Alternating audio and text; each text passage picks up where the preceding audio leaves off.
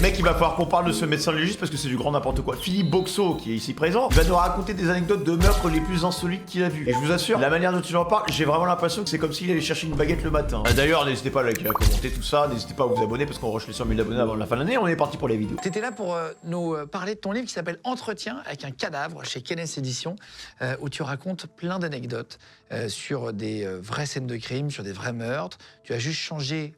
Tu nous disais l'autre fois. Je vais lâcher le bouquin, je pense. Tu t'es amusé à mettre soit les prénoms de ta famille, ton prénom, les. Ah, c'est Ronaldo. Ouais, je suis dedans avec mon petit chien, etc. Ouais. Un médecin légiste fait parler les morts, c'est ce qui a marqué sur le livre. Entretien avec un cadavre. Tu racontes plein d'anecdotes. On va reprendre la suite de ce qu'on avait commencé. Je pense qu'à la fin de ma vie, les gars, je vais sortir un bouquin sur être streamer, la charge mentale, c'est difficile. Un bouquin de 800 pages sur tout ce que j'ai vécu en tant que streamer, les gars. L'autre fois. D'ailleurs, tu nous parlais, il y a une raison complètement stupide, tu en parles dans le livre, c'est un toxico qui tue 4 personnes pour 50 balles.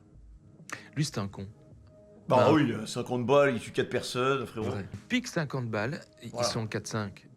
Il pique 50 balles à l'un d'entre eux et il décide de liquider tous ceux qui l'ont vu, et celui auquel il a piqué, bien entendu, pour ne pas avoir de problème avec les autres. Allez. What? Alors, il les tue au couteau. De premier, on voit à la façon dont il tape beaucoup. Il tape beaucoup, un peu n'importe comment. On voit qu'il ne sait pas, il n'est pas à l'aise. Et puis, au fur et à mesure qu'il tue, on se rend compte qu'il est de plus en plus à l'aise. Ça me rappelle quelqu'un. Et que le coup est de mieux en mieux ciselé, tu vois. Il sait où il doit taper. Tu vois qu'il prend de l'assurance. Et d'ailleurs, il est coincé parce qu'il croise un autre toxicomane dans un escalier et lui dit bonjour de façon très décontractée. Alors qu'il sait, il doit savoir que le toxicomane l'a vu, le connaît puisqu'il lui a dit bonjour, je ne sais plus comment, on va dire Bill. Il est monté, il a trouvé le cadavre, donc on va faire le rapprochement. Mais là, il est tellement sûr de son coup, il a déjà buté 3, on l'a jamais trouvé. Ça fait un moment que ça dure, tous les policiers de Liège sont dans ses trousses, on ne sait pas qui c'est, mais on se doute que c'est un tox. Il est rassuré, quoi. Et là, il prend trop d'assurance. On prend trop la confiance, les gars, ça va être clairement Joe saison 5. D'assurance, et c'est ce qu'il perd. Il aurait dû buter celui qu'il a croisé dans l'escalier.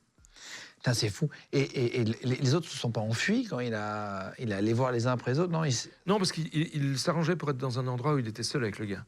Donc chaque fois, c'était des squats, hein, la plupart du temps, mais c'était des lieux déserts. Dans le livre, tu parles aussi des dangers de l'alcool. Est-ce que l'alcool peut vraiment nous faire tuer des gens? Oui. Ouais.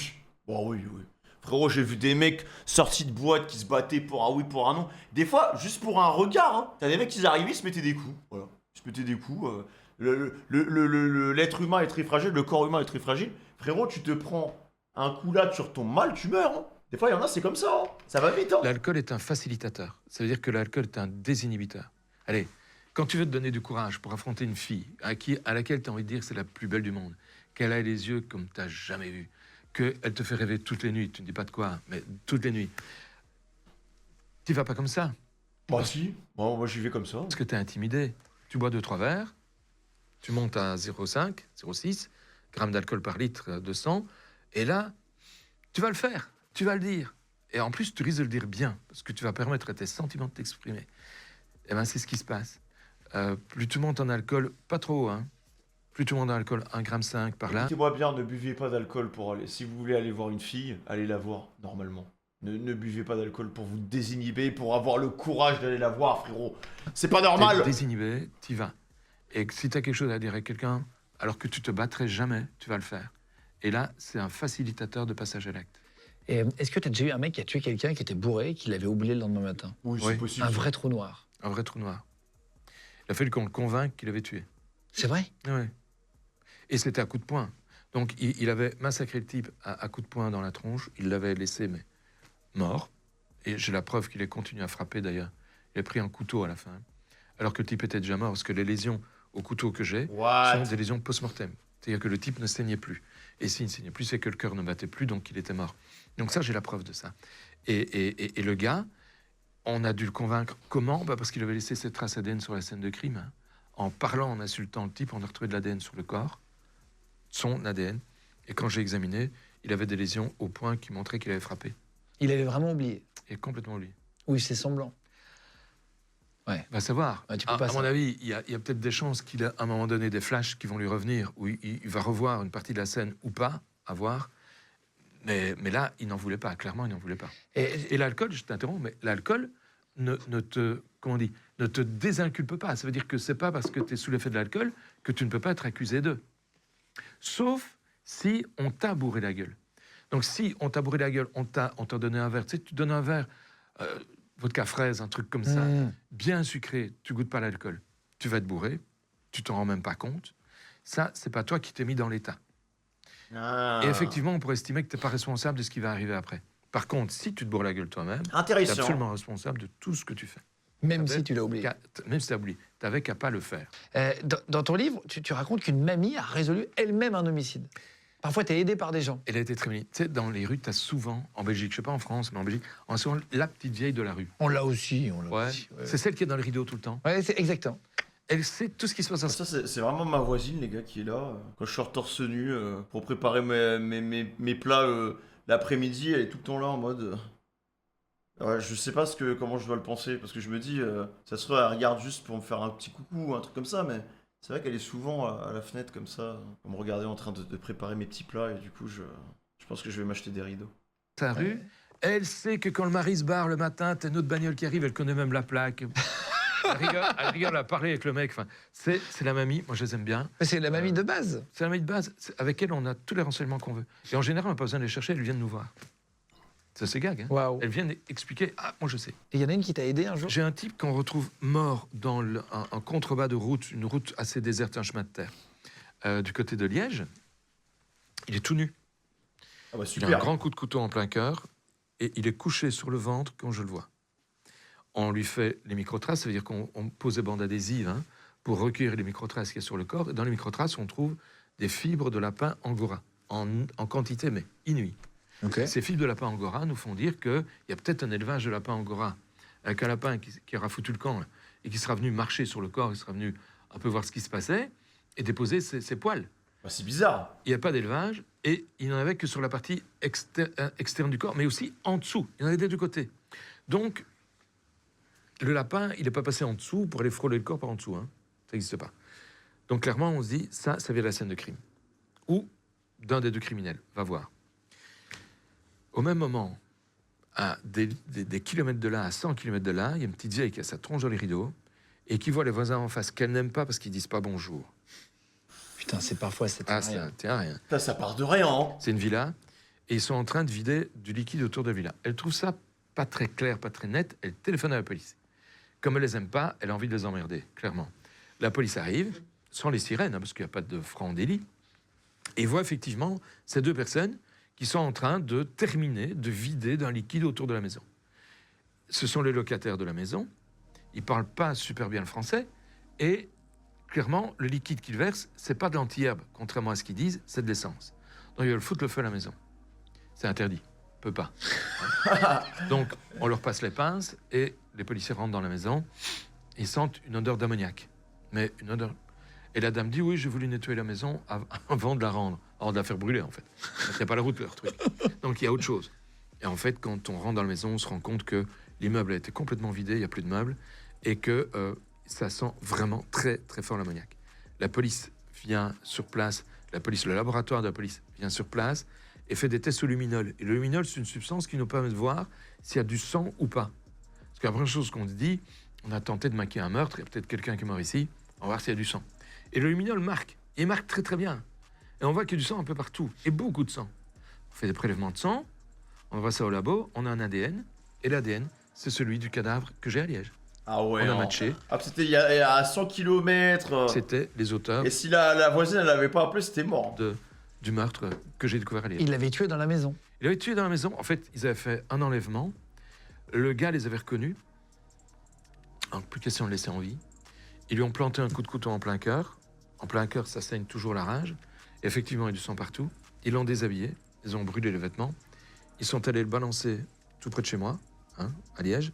Et c'est là qu'on l'a découvert. Et grâce à l'ADN, on a matché. Ah ouais. Et les fibres de lapin angora, c'était un pull de la dame qui effectivement perdait énormément ses poils et qu'on a retrouvé dans la penderie de la dame. Putain, c'est What?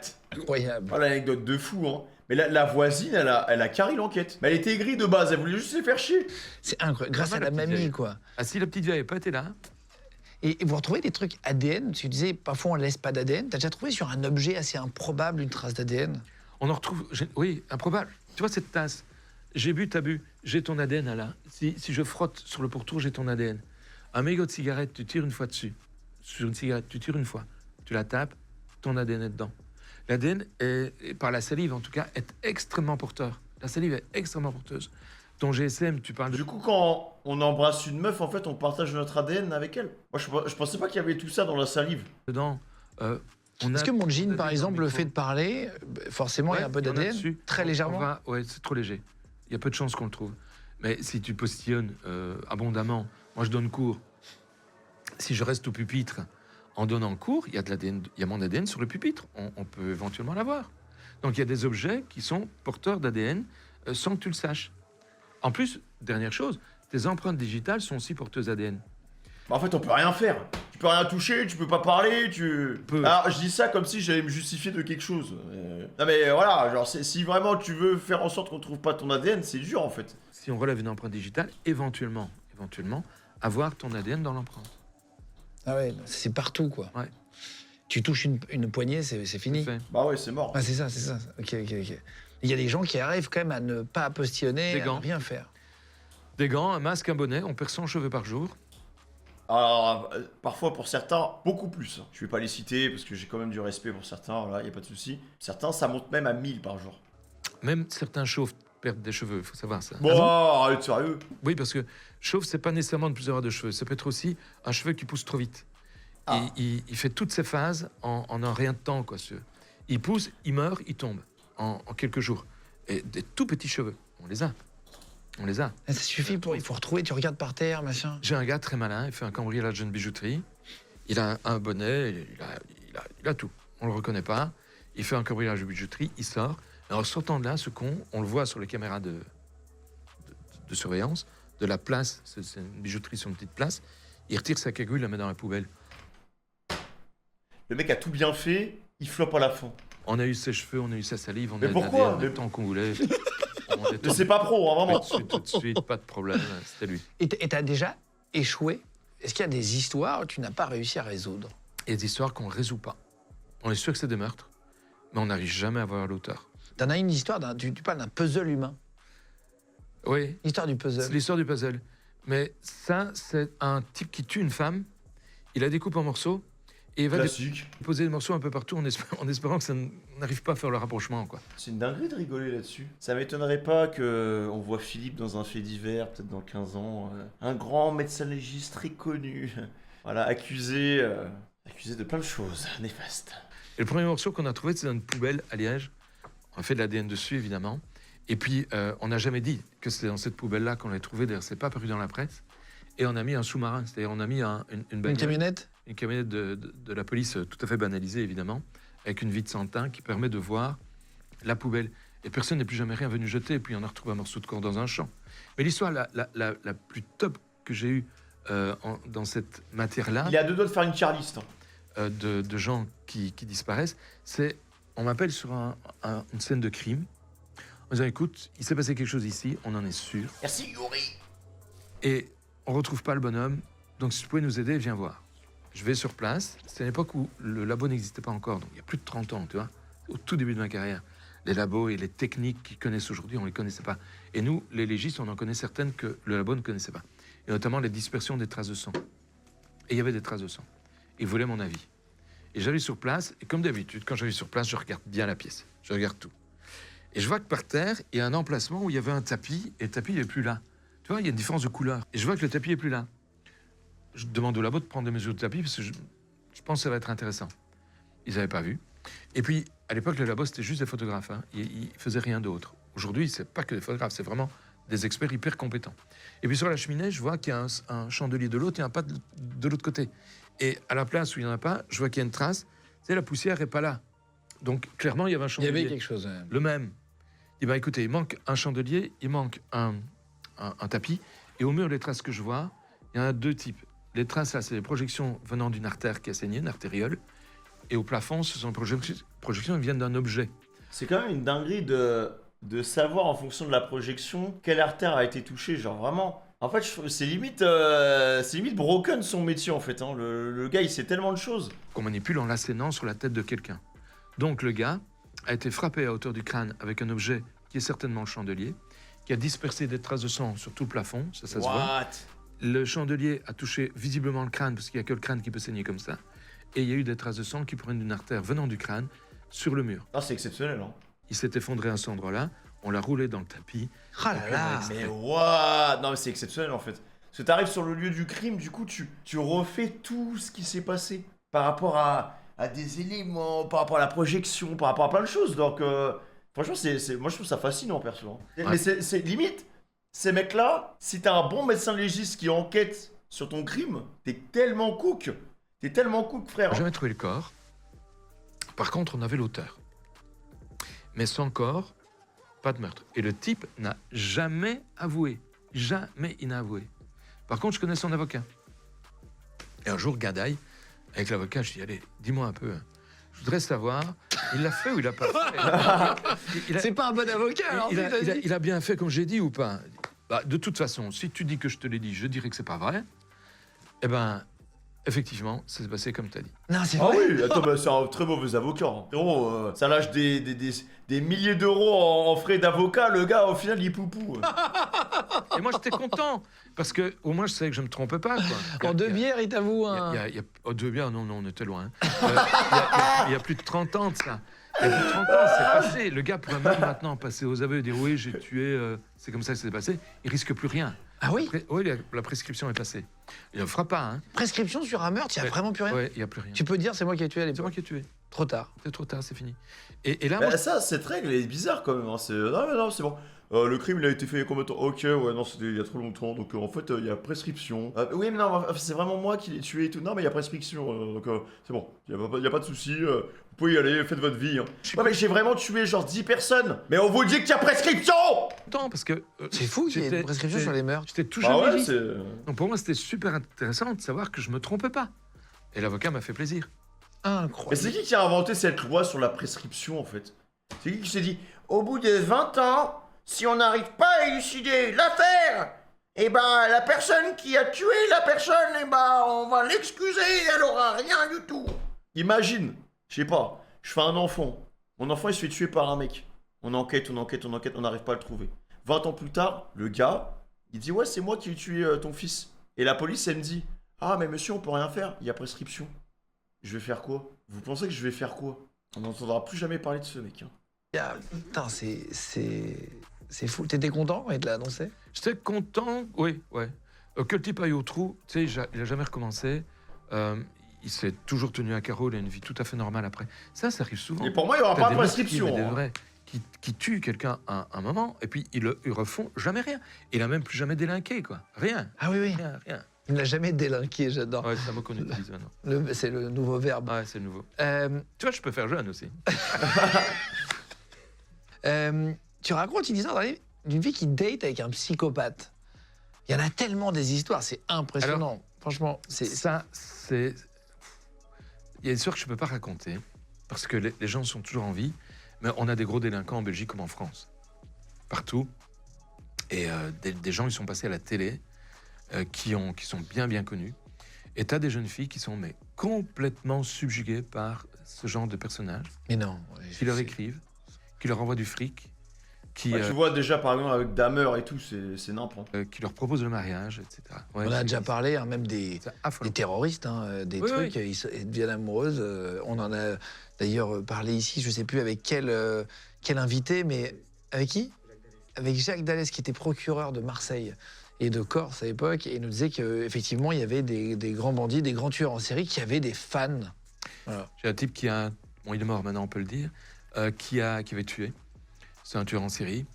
Et bon, il est mort, mais il a épousé en prison son assistante sociale. Putain. What? Attends, mais what the fuck? Comment l'assistante elle a pu se marier avec ce mec? Ils sont tombés amoureux l'un de l'autre. En fait, c'est une What? vraie histoire d'amour. Hein. C'était pas. Elle a découvert chez lui la face cachée, celle qui était cachée derrière sa délinquance, sa psychopathie de base. Elle a découvert quelqu'un, et réciproquement, parce que quand elle en parle, c'est très émouvant. Et ils ont vécu Ça fait peur, hein. en prison. Ah, ils ont vécu en prison. Tu sais, en prison, il y a des aménagements, des chambres dites conjugales, voilà, où ils peuvent avoir des relations, quoi, où ils peuvent avoir une vie. Mais c'est quand même pas la vraie vie non plus. T'as tombé amoureux de quelqu'un qui a tué plein de gens, tueur en série, c'est quand même bizarre. Hein. C'est bizarre. C'est quand même un truc, waouh. Et donc cette fille-là date un psychopathe, du coup, c'était la fille dont tu parles? Oh, c'est encore une autre. C'est encore une autre. C'est encore une autre. Je connais plusieurs. Mais ça, tu peux pas la raconter, c'est ça? Là, je peux pas. Il y a une histoire où il a retrouvé le bébé dans la canalisation. Ça, c'est toi? C'est terrifiant, ça, par contre. Hein. Dès que ça touche les enfants et tout, parce que c'est vrai, dans toutes les histoires que tu nous as racontées depuis le début, c'est que des adultes, des adultes, des adultes, donc ça va. Mais dès que c'est des gosses, ça... Ouais.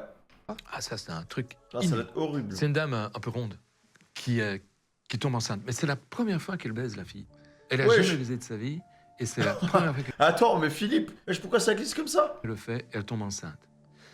Mais Il nous fait une visiblement, elle Claude. ne se rend pas bien compte Qu'elle est enceinte. Ouais.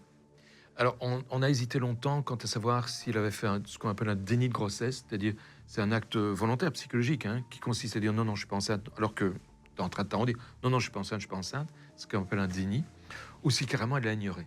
Il y a le déni de grossesse aussi, où tu le découvres 6 mois plus tard. Ah ouais. Joyeux. Tu sais, où t'as pas le ventre qui gonfle, il paraît, non? Il y a des femmes comme ça, oui. Ouais, c'est ça. En fait, Il n'y a pas des femmes où, des fois, en fait, l'enfant, au lieu de grandir là, genre, il va s'aligner, je crois, au niveau du dos. En fait, c'est un peu bizarre. Il se cale un peu sur le côté, derrière. Et en fait, t'as pas l'impression d'être enceinte, mais t'es vraiment enceinte. Mais c'est juste que il est pas dans la position habituelle. Je crois que j'avais vu un truc comme ça. l'enfant se développe à bas bruit, hein, d'abord, il bouge pas beaucoup, puis Oui. c'est effectivement Ah. au cours des derniers trimestres que Ouais, c'est ça, ça ça explose. explose. Et là, en général, tu sais plus le cacher, quoi. Et donc cette fille ne se rend pas compte qu'elle est Elle enceinte? se rend pas compte qu'elle est enceinte, parce que justement, à cause de ses rondeurs, à cause de la masse corporelle qu'elle a déjà, c'est noyé dedans, quoi, ça se voit pas. Et elle n'a pas eu un appétit franchement augmenté à cause de la grossesse non plus, elle a pas eu de nausée, elle a pas eu de vertige, elle n'a rien eu. Et un jour, elle a des douleurs abdominales, mais inouïes, et elle se dit, je dois aller à la toilette. Elle a raison, elle doit aller à la toilette. Oh, putain, terrifiante l'histoire. C'est pas exactement ce qu'elle pense. Elle accouche sur le WC, What? elle Dans les toilettes? affirme qu'elle s'en rend pas compte.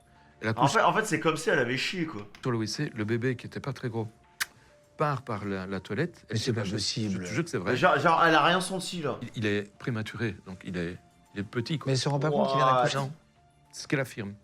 Il y a un cordon ombilical. Il y a le cordon ombilical, mais le placenta est venu assez rapidement derrière. Elle est restée sur la toilette parce qu'elle continue à avoir mal, si tu veux. Donc la délivrance, ce qu'on appelle la délivrance, c'est l'expulsion du placenta, a sans doute soulagé sa douleur. Et là, elle a tiré la chasse, il n'y a plus rien. Mais non, mais alors, peut-être que là, je vais passer pour un gros psychopathe et il y a moyen que la session van elle dure au moins pendant 1 an et demi. Mais quand on va sur le trône, les gars, on est d'accord que après, quand vous tirez votre chasse, vous levez et vous mettez face à la cuvette. Mais à ce moment-là, tu vois, enfin, quand tu appuies sur la chasse, tu vois ce que tu as envoyé. Même si ça a mis du papier toilette, des trucs comme ça, tu vois quand même ce que tu as envoyé. Elle a pas entendu un truc qui bouge, je sais pas, quelque chose, rien, que dalle. Et elle a tiré la chasse. Ah, c'est bizarre. Je trouve ça bizarre quand Mais même. elle a bouché l'égout. Elle a bouché les toilettes. Ouais. Ah Donc oui, le putain, père c'est essaie de horrible. déboucher les toilettes en envoyant, tu sais, Non, mais non, sérieux quoi. on envoie des pics pour faire en sorte que ça Wow. dégage pas. Oh, Il appelle le aïe, plombier aïe, qui aïe, lui aïe. ouvre la canalisation Oh et non. tombe sur le bébé. Oh non, c'est Et il terrible. dit quoi? Il appelle la police? Ah, on appelle la police, j'autopsie le bébé, et la question qu'on me pose dans ce cas-là, c'est de savoir What? si le bébé était né vivant et viable. C'est-à-dire, est-ce qu'il a respiré? Après, il a dit prématuré, donc en fait. Il n'avait pas respiré. Donc, il est possible qu'en fait, il ait fait une expulsion d'un enfant qui était déjà mort, Ouais, il dans était son- mort-né en fait. dans son utérus.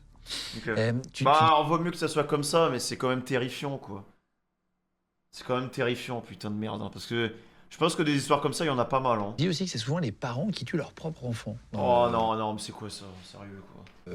Dans le livre. Non, c'est horrible. Ça m'a marqué aussi. Comment Mais on what? vient à tuer son propre enfant? À quel... Bah, je sais pas, parce que c'est des mecs qui savent pas s'en occuper. Et voilà, le gamin il pleure, il crie. Franchement, ces humains-là, je leur souhaite tout le malheur du monde. Hein. moment? C'est une mère qui a un fils qui est toxico. Ça fait des années qu'il est toxico. Elle en sort pas avec lui. Et elle décide de le tuer. Ah non, non. Alors, ce qui est moins Même bien s'il passé a des problèmes et auprès de tout, tout le hein, monde, c'est qu'elle l'a pas dit tout de suite. Elle l'a d'ailleurs pas dit, elle a essayé de le déguiser. Donc, elle le tue comment? Le gosse dort, il a quand même 18 ans. Hein. Il dort dans un fauteuil chez elle. En plus, il est jeune, La hein. tête qui dépasse un peu du fauteuil et elle prend une corde. Comme il est complètement stone avec ce qu'il a pris, pas de problème. Elle lui entoure le cou avec la corde, elle se couche par terre, elle tire. What? Il bouge dans le divan, mais il tombe par terre, c'est pas un problème. Elle continue à l'étrangler, il meurt. Ah ouais, donc elle voulait vraiment le fumer, hein. Et quand il est mort, elle a mis par terre un grand plastique. Elle le roule dans le plastique. Elle roule le plastique dans un tapis et elle transporte le corps jusqu'à l'extérieur de chez elle, à l'orée d'un bois, pas très loin. Là, je suis certain qu'elle a été aidée par quelqu'un pour transporter le corps parce qu'elle n'a pas la force de le faire elle-même, mais elle n'a jamais accepté de reconnaître que qui que ce soit l'a aidée. Elle a couvert son complice. Mais c'est un complice qui a sans doute pas aidé à tuer, qui a aidé à dissimuler. Pas exactement la même chose. Enfin bref, on n'a jamais eu le complice. Parce qu'un corps, c'est extrêmement lourd. Ah, celui-là, Ah c'est oui, quand même hein. 80 kilos. Ouais. Et la petite dame, elle avait plus de 70 ans. Donc, Ouais, c'est transporter impossible. le corps, c'était un peu compliqué C'est pour elle, je impossible. pense. Le mettre en plus dans le coffre d'une Et bagnole. c'est même compliqué pour elle de tuer son fils, en vérité, non? Oui, mais ça, c'était un long chemin pour elle, pour arriver à ça. C'était plutôt l'expression d'un désespoir chez quelqu'un qui avait une certaine forme de psychopathie, parce que tu n'y arrives pas si tu n'as pas un fond de psychopathie. Elle le transporte, elle le vire à l'orée d'un bois, c'est là que nous on le retrouve. Dans le tapis, à l'intérieur du plastique, on l'identifie. Il est couvert de poils de chien. Couvert de poils de chien. Parce que la dame a un chien chez elle, et clairement, les poils de chien correspondent, il y en a sur le tapis, donc on sait que le tapis vient de la maison, et comme il était enveloppé dans un plastique, envoyé le tapis, on sait que c'est pas le tapis qui l'a contaminé, donc il y a une identité entre l'endroit d'où vient le tapis et l'endroit où a séjourné le gars, quoi. Ça, on le sait déjà, à cause du plastique qui les sépare. Elle l'a pas enterré. Elle n'a pas enterré. Il se doute bien qu'on va le retrouver. Mais je pense qu'elle souhaitait qu'on le retrouve. Je Ouais. pense qu'elle le souhaitait. Parce que bien enterré, à une sentait certaine trop mal. profondeur que je ne donnerai pas, on va jamais le retrouver. Frérot, on a regardé la vidéo d'Ego juste avant, on sait exactement à combien de profondeur faut enterrer un boug. Donc, et même les animaux vont pas les gratter pour aller le déterrer. Il faut une certaine profondeur. Mais voilà, ici, elle l'a pas fait. À l'orée d'un bois, en plus. Le premier promeneur qui passe là, il le trouve. monsieur, Il le trouve. Donc, on l'a trouvé. Faut être loin, hein. Faut être loin pour tuer son gosse. Faut vraiment être loin. Mais ça arrive. Oui, tu racontes un enfant qui avait été lancé contre un mur aussi, où tu t'es rendu compte de quelque chose. Ça, c'était What? pas un père. Donc, t'as une maman qui Non a mais un c'est quoi ces histoires de fous là? enfant, un bébé. Elle a un nouveau compagnon. Et la maman dit au nouveau compagnon, écoute, garde la petite, moi, je sors avec ma copine. Le mec, très jaloux, avec une mentalité très spéciale quand même, ne supporte pas que sa femme sorte sans lui. Pour lui, c'est un acte de tromperie et d'infidélité. Juste de Quoi ça dans la rue. Ouais. Ah ouais, d'accord, faut pas sortir avec ce genre de gars. Oh. Ah non, c'est un Non mais vrai. c'est terrible. Hein. Et quand elle revient, elle découvre que le bébé est dans le lit, effectivement, mais il n'a pas sa tronche habituelle. Forcément, il a saigné, il a le crâne qui est tout gonflé. Elle se rend compte qu'il y a un problème, il respire mal. Elle appelle l'ambulance. L'ambulance arrive, on le transporte à l'hôpital. Le bébé meurt à l'hôpital. What? Et quand je vais voir ces clichés radio à l'hôpital, je vois qu'il a ici une fracture en barre, tu vois. Mais vraiment, comme ça. Et ça, je me dis, c'est pas normal. J'ai déjà une mère qui a écrasé son gosse entre ses deux mains. Tu vois, elle prend la tête comme Mais ça. what the fuck? Mais attends, mais comment tu peux faire ça? Comment tu peux faire ça à ton propre gosse? C'est horrible. Mais non. Elle écrase le crâne, le gosse Mais est mort. il y a des gens quand Mais même. what? Ah ouais. Mais non, mais vraiment, ne faites pas d'enfants en fait. Vraiment, vous ne faites pas d'enfants. Sauf que le problème, c'est que c'est à la portée de tout le monde. Et donc, t'as des gens qui font des gosses. Ils arrivent même pas à s'occuper d'eux-mêmes. Ils font des gosses. Et après, ils considèrent le gosse comme un boulet, comme je sais pas quoi. Ils le tuent. Frère, sérieusement quoi. C'est spécial. Et elle nous fait croire, c'est notre histoire, elle nous fait croire qu'on lui a kidnappé son gosse quand il était en grenouillère. Tu vois les grenouillères, c'est le machin, tu portes le gosse devant. Ouais, sur toi, comme un sac à dos devant. Une voiture s'arrête, tu demandes le chemin, et le type sort un couteau, lui coupe les lanières et s'enfuit avec le gosse. Ça tenait pas trop la route. Ouais, On a bizarre. fouillé la maison, on a trouvé le gosse dans des sacs poubelles, dans la cave où il y a plein de sacs poubelles. Oh là, c'est bon. Il était mélangé avec tous les autres sacs poubelles. Non, C'est c'est encore horrible. une autre histoire. C'est encore une autre histoire. Et celle-là, c'est On fait le 4e livre, là. On commence le 4e, c'est pour le 3e, on commence cette le histoire-là, j'ai pas raconté, je crois. Cette histoire, ce cas-là, donc j'ai cette fracture ici, à hauteur du crâne. Tu peux pas la voir en lâchant le gosse par terre. Tu peux pas la voir en le laissant tomber. Tu peux pas la voir lors d'une manipulation inadéquate. Ça, c'est une fracture qui est tellement typique que la seule façon de l'expliquer, c'est qu'on tape le gosse contre un coin de mur. Il y en a là-bas, je cherchais un coin de mur. Tu le prends par les pieds, tu le tapes contre le coin de Non, mur. mais genre en mode batte de baseball. Mais, oh là là, mais c'est terrifiant. Les gars, c'est terrifiant l'être humain. Ton propre fils, ton propre enfant. Non, non, frère. Putain, mais c'est une dinguerie. Hein. C'est une dinguerie de faire ça. Hein. Et tu vas avoir une fracture qui sera aussi bien cadrée. Attends, mais il y a des gens qui peuvent taper un enfant sur un coin de mur. C'est pas son gosse, hein. C'est plus facile déjà. Il en voulait à la mère. Ouais, mais pas. Attends, mais c'est une dinguerie. Donc là, le gars, parce que sa femme est sortie dehors, qu'il a considéré que c'était de la tromperie, il a pris l'enfant de sa femme et il a fait un coup de baseball avec. Parce qu'il était frustré que sa femme elle sorte dehors. Fallait se faire enculer. Hein. Ces mecs-là, faut qu'ils finissent en taule jusqu'à leur mort. Mettre une méchante Non. femme puisque Bah non, elle mais sortait non. sans lui. Non, mais faut qu'ils pourrissent en prison, ces mecs-là. Mais le gars, en plus, c'était un menteur, un menteur fini. Tout le temps, il a essayé de nous trouver. Waouh. À chaque fois, je disais non, c'est pas possible parce que. Il a essayé de trouver une autre explication et ainsi de suite. Et je me suis dit, on arrive à la cour d'assises avec ce gars-là. Et on me rappelle à la cour d'assises parce qu'il a de nouveau une explication. Et visiblement, je n'avais pas été clair lors de ma première déposition. J'ai juste dit que toutes les circonstances développées n'étaient pas compatibles avec mes constatations. Et là, on me rappelle à la cour d'assises, je remets mon costard-cravate, c'est obligatoire. Hein. Je vais à la cour d'assises, on m'attend. Et moi, j'en ai marre. C'est la xème fois qu'il me fait le coup, le gars. J'en ai, mais ras l'escarcelle. Et je dis, écoutez, la seule manière d'expliquer la chose, c'est il l'a pris par les pieds. L'auteur, je ne dis pas que c'est lui, l'auteur l'a pris par les pieds. Il l'a balancé contre un mur et on voit ici l'arête du mur qui s'est marqué. À ce moment-là, la cour d'assises a été interrompue. Les avocats se sont déportés, ils ont dit on ne défend plus monsieur. Et il a été condamné. Ah, Et il a voilà. avoué? Jamais. Jamais. Non, mais je pense que t'en as qui. Ils ont tellement peu d'estime, ils ont tellement peu de courage, parce que ces mecs-là sont pathétiques. Hein. De toute façon, pour attaquer un enfant, quelque chose qui est vraiment fragile, qui est tellement plus faible que toi, enfin, tu n'es qu'une pourriture, tu vois. Donc, bien évidemment qu'il va pas avouer, parce que c'est une merde, en fait. Page 76, oui. tu parles du syndrome Ils vont de jamais avouer. Munchausen. Ah oui. C'est en allemand. Ouais, Qu'est-ce que c'est concrètement? c'est un syndrome où tu fais croire que tu es malade en mimant des symptômes. Alors, juste, je m'épose, parce qu'il y a un commentaire très intéressant dans le chat. Imagine, t'es un avocat et tu décides de défendre ça. Alors, pour les avocats, c'est pas la même chose. Parce que nous, on va avoir vraiment ce truc où, oh putain, mais lui, c'est un putain de terroriste, il a massacré plein de gens et tout. Pourquoi ces mecs-là méritent un avocat? Et en fait, du point de vue de l'avocat, eux, ils les considèrent comme des cas d'école. Donc, oui, dans la pratique, ça va défendre quelqu'un.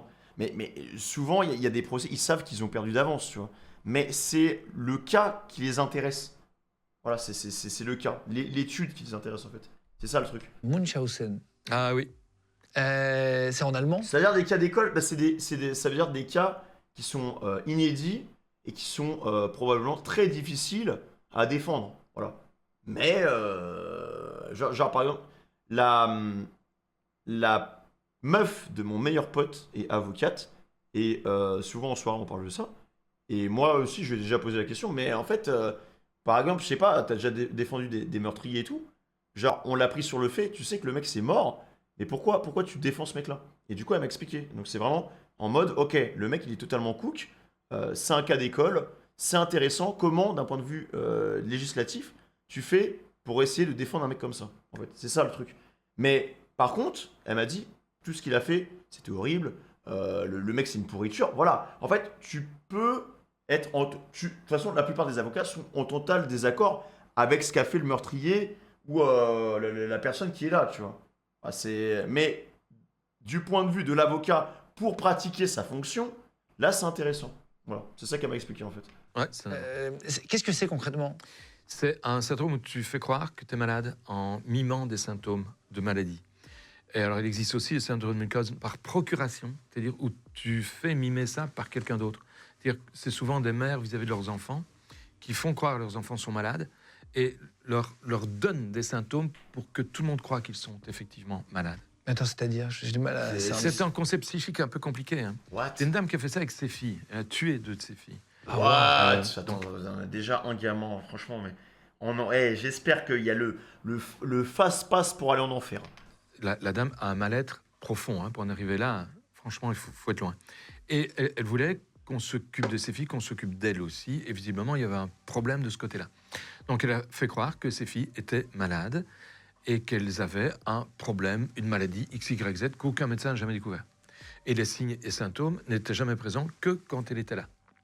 Les petites avaient du mal à respirer, elles étouffaient, mais en fait, elles venaient de les étouffer avec un coussin. Ah là là. What? Et elle appelait, faisait hospitaliser l'enfant, elle appelait les infirmières et le médecin pour qu'ils viennent voir.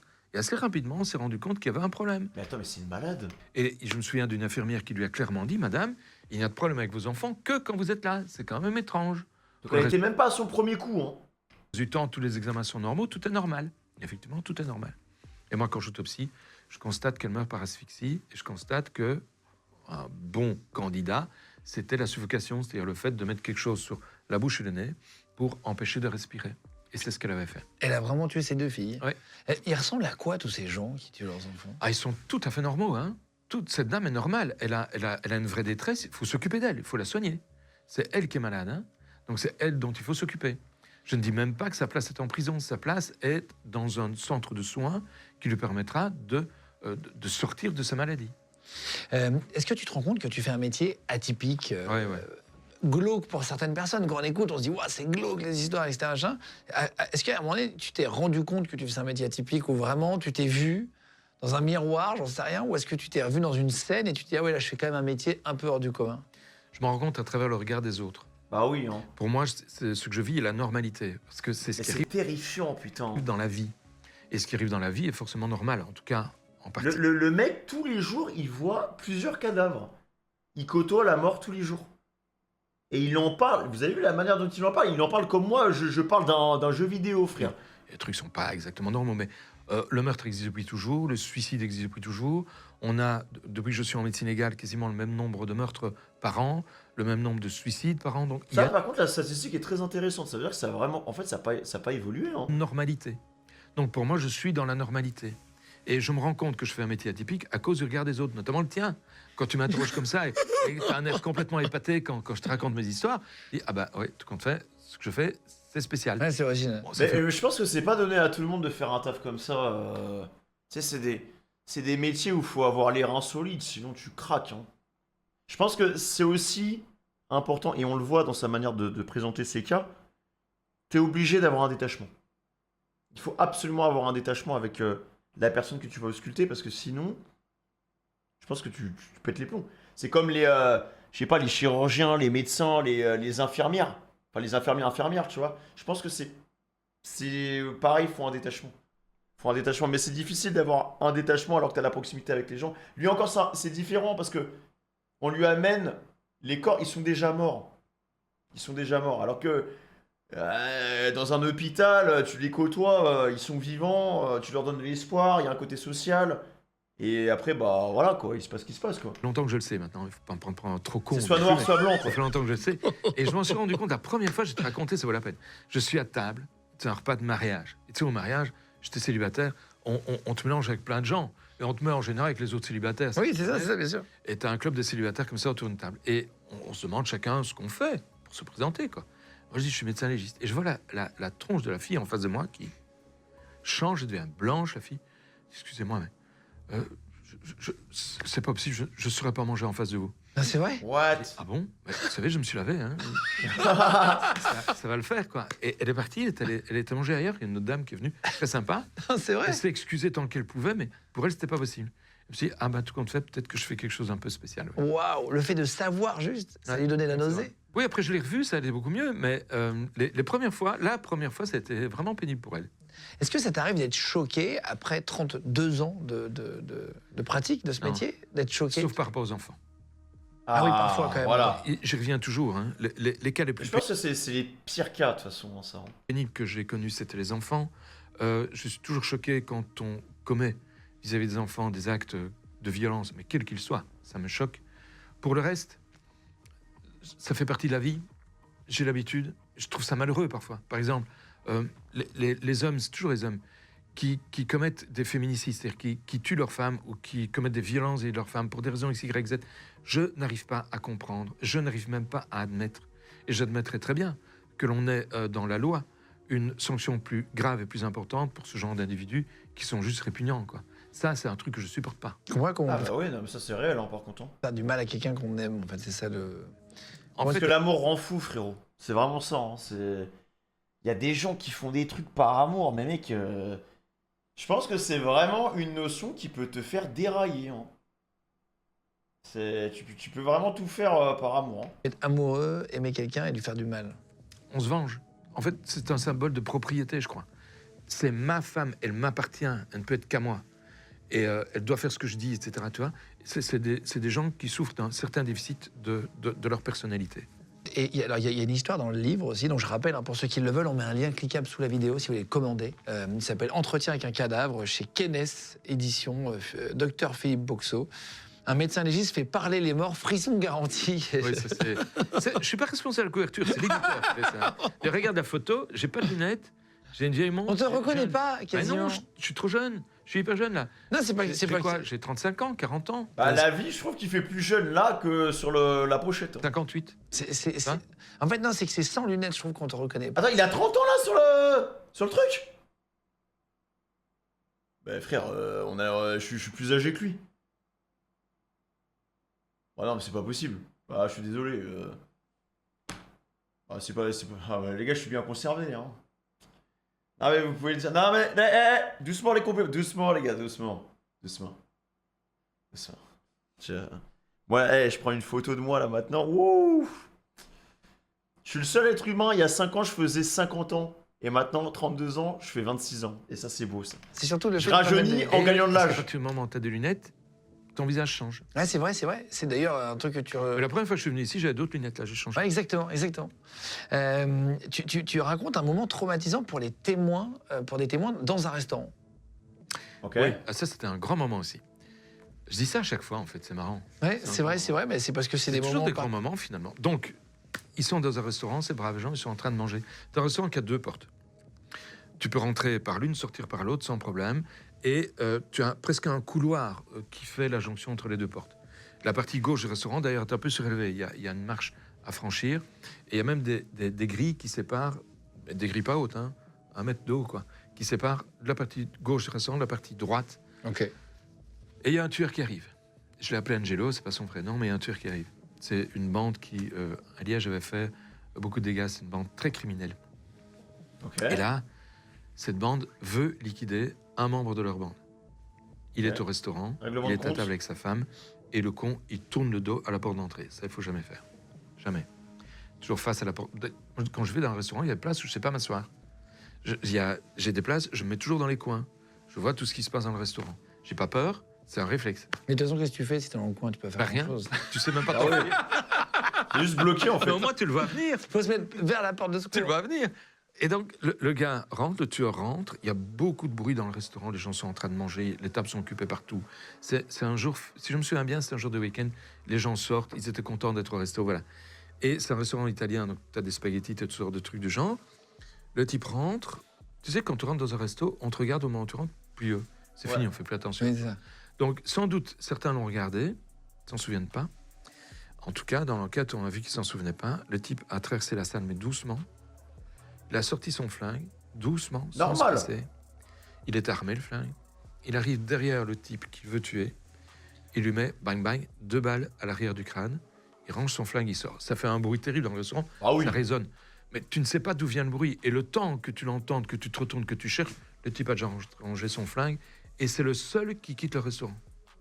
Mais il n'y a pas de... Putain, mais attends, bah, le gars il est arrivé sans pression.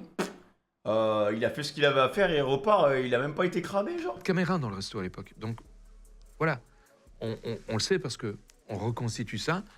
Et on a l'auteur un jour qui nous raconte que ça s'est passé effectivement comme ça. Il a tiré dans le type. Le cerveau du gars a dégagé, il est tombé dans l'assiette des gens. Je ne veux pas dire que ça a dû What? être un carnage pour ces pauvres gens qui étaient en train de manger et de voir arriver Ah, t'es là, t'es en train de bouffer tes meilleures pâtes bolo, frère, et hop, tu te retrouves avec de la sauce en plus. des morceaux de cerveau dans leur assiette et Oh, plus personne qui a terrible. bouffé, effectivement. Non, c'est Et terrible. tout le monde s'est égayé dans la nature. Oh la vache. Ouais. Putain, t'as des histoires. Bah écoutez-moi bien, même si ça se passe, la vie, frérot, t'as invité ta go au resto, t'as payé 35 balles ton plat de pâtes, bah tu vas finir ton plat. Hein. Tu vas le finir, hein. Je m'en fous. Non mais il y a du cerveau là. Je m'en bats les couilles. J'ai payé. La vie, tu vas payer. Tu vas bien manger, tu vas pas manger. Hein. Comment ça gagne Rajoute un peu de parmesan, c'est bon, ça va le faire. un médecin légiste c'est quand même un boulot particulier, difficile aussi psychologiquement quand même, j'imagine. La cervelle, ça se mange en plus. Et on fait quoi de lui? On était parti en expédition, on savait qu'on allait trouver des trucs absolument horribles, c'était au Kosovo. Et au Kosovo, c'était les charniers que Slobodan Milosevic, c'était des gens qui l'avaient fait buter, c'était tous des musulmans. Et c'était des charniers qu'on déterrait, quoi. Et on nous avait mis un psychologue pour nous soutenir. Écoute, nous, on était excités comme des puces. C'était de l'anthropologie médico-légale, c'est-à-dire que... En fait, pour eux, c'est vraiment un cadeau de Noël, frère. C'est terrible. On était en mode, oh, c'était trop bien, on va kiffer. Le temps qu'on arrive, le temps que les choses se passent, que la Belgique soit autorisée, comme les autres pays d'ailleurs, à venir dans le pays au Kosovo pour déterrer les gens, ils étaient à l'état de squelette. Et nous, ça nous intéressait énormément de faire de l'anthropo. Ça m'a toujours passionné, l'anthropo. L'anthropo, c'est l'étude des squelettes. Et de tâcher par le squelette de découvrir la taille, le poids, l'âge, le sexe, comment il est mort, quand il est mort. Donc c'est énormément de choses qu'on peut voir rien qu'avec les os. C'était un super champ d'entraînement, donc on était excités comme des puces d'aller travailler là-bas. À aucun moment, on a eu de problème psychologique, quoi. On avait un psychologue, le gars, il pouvait aller à la plage. Hein. C'est vrai. À la plage. On n'a jamais, et nous n'avons pas de débriefing psychologique. Jamais. Non, j'en ai jamais eu.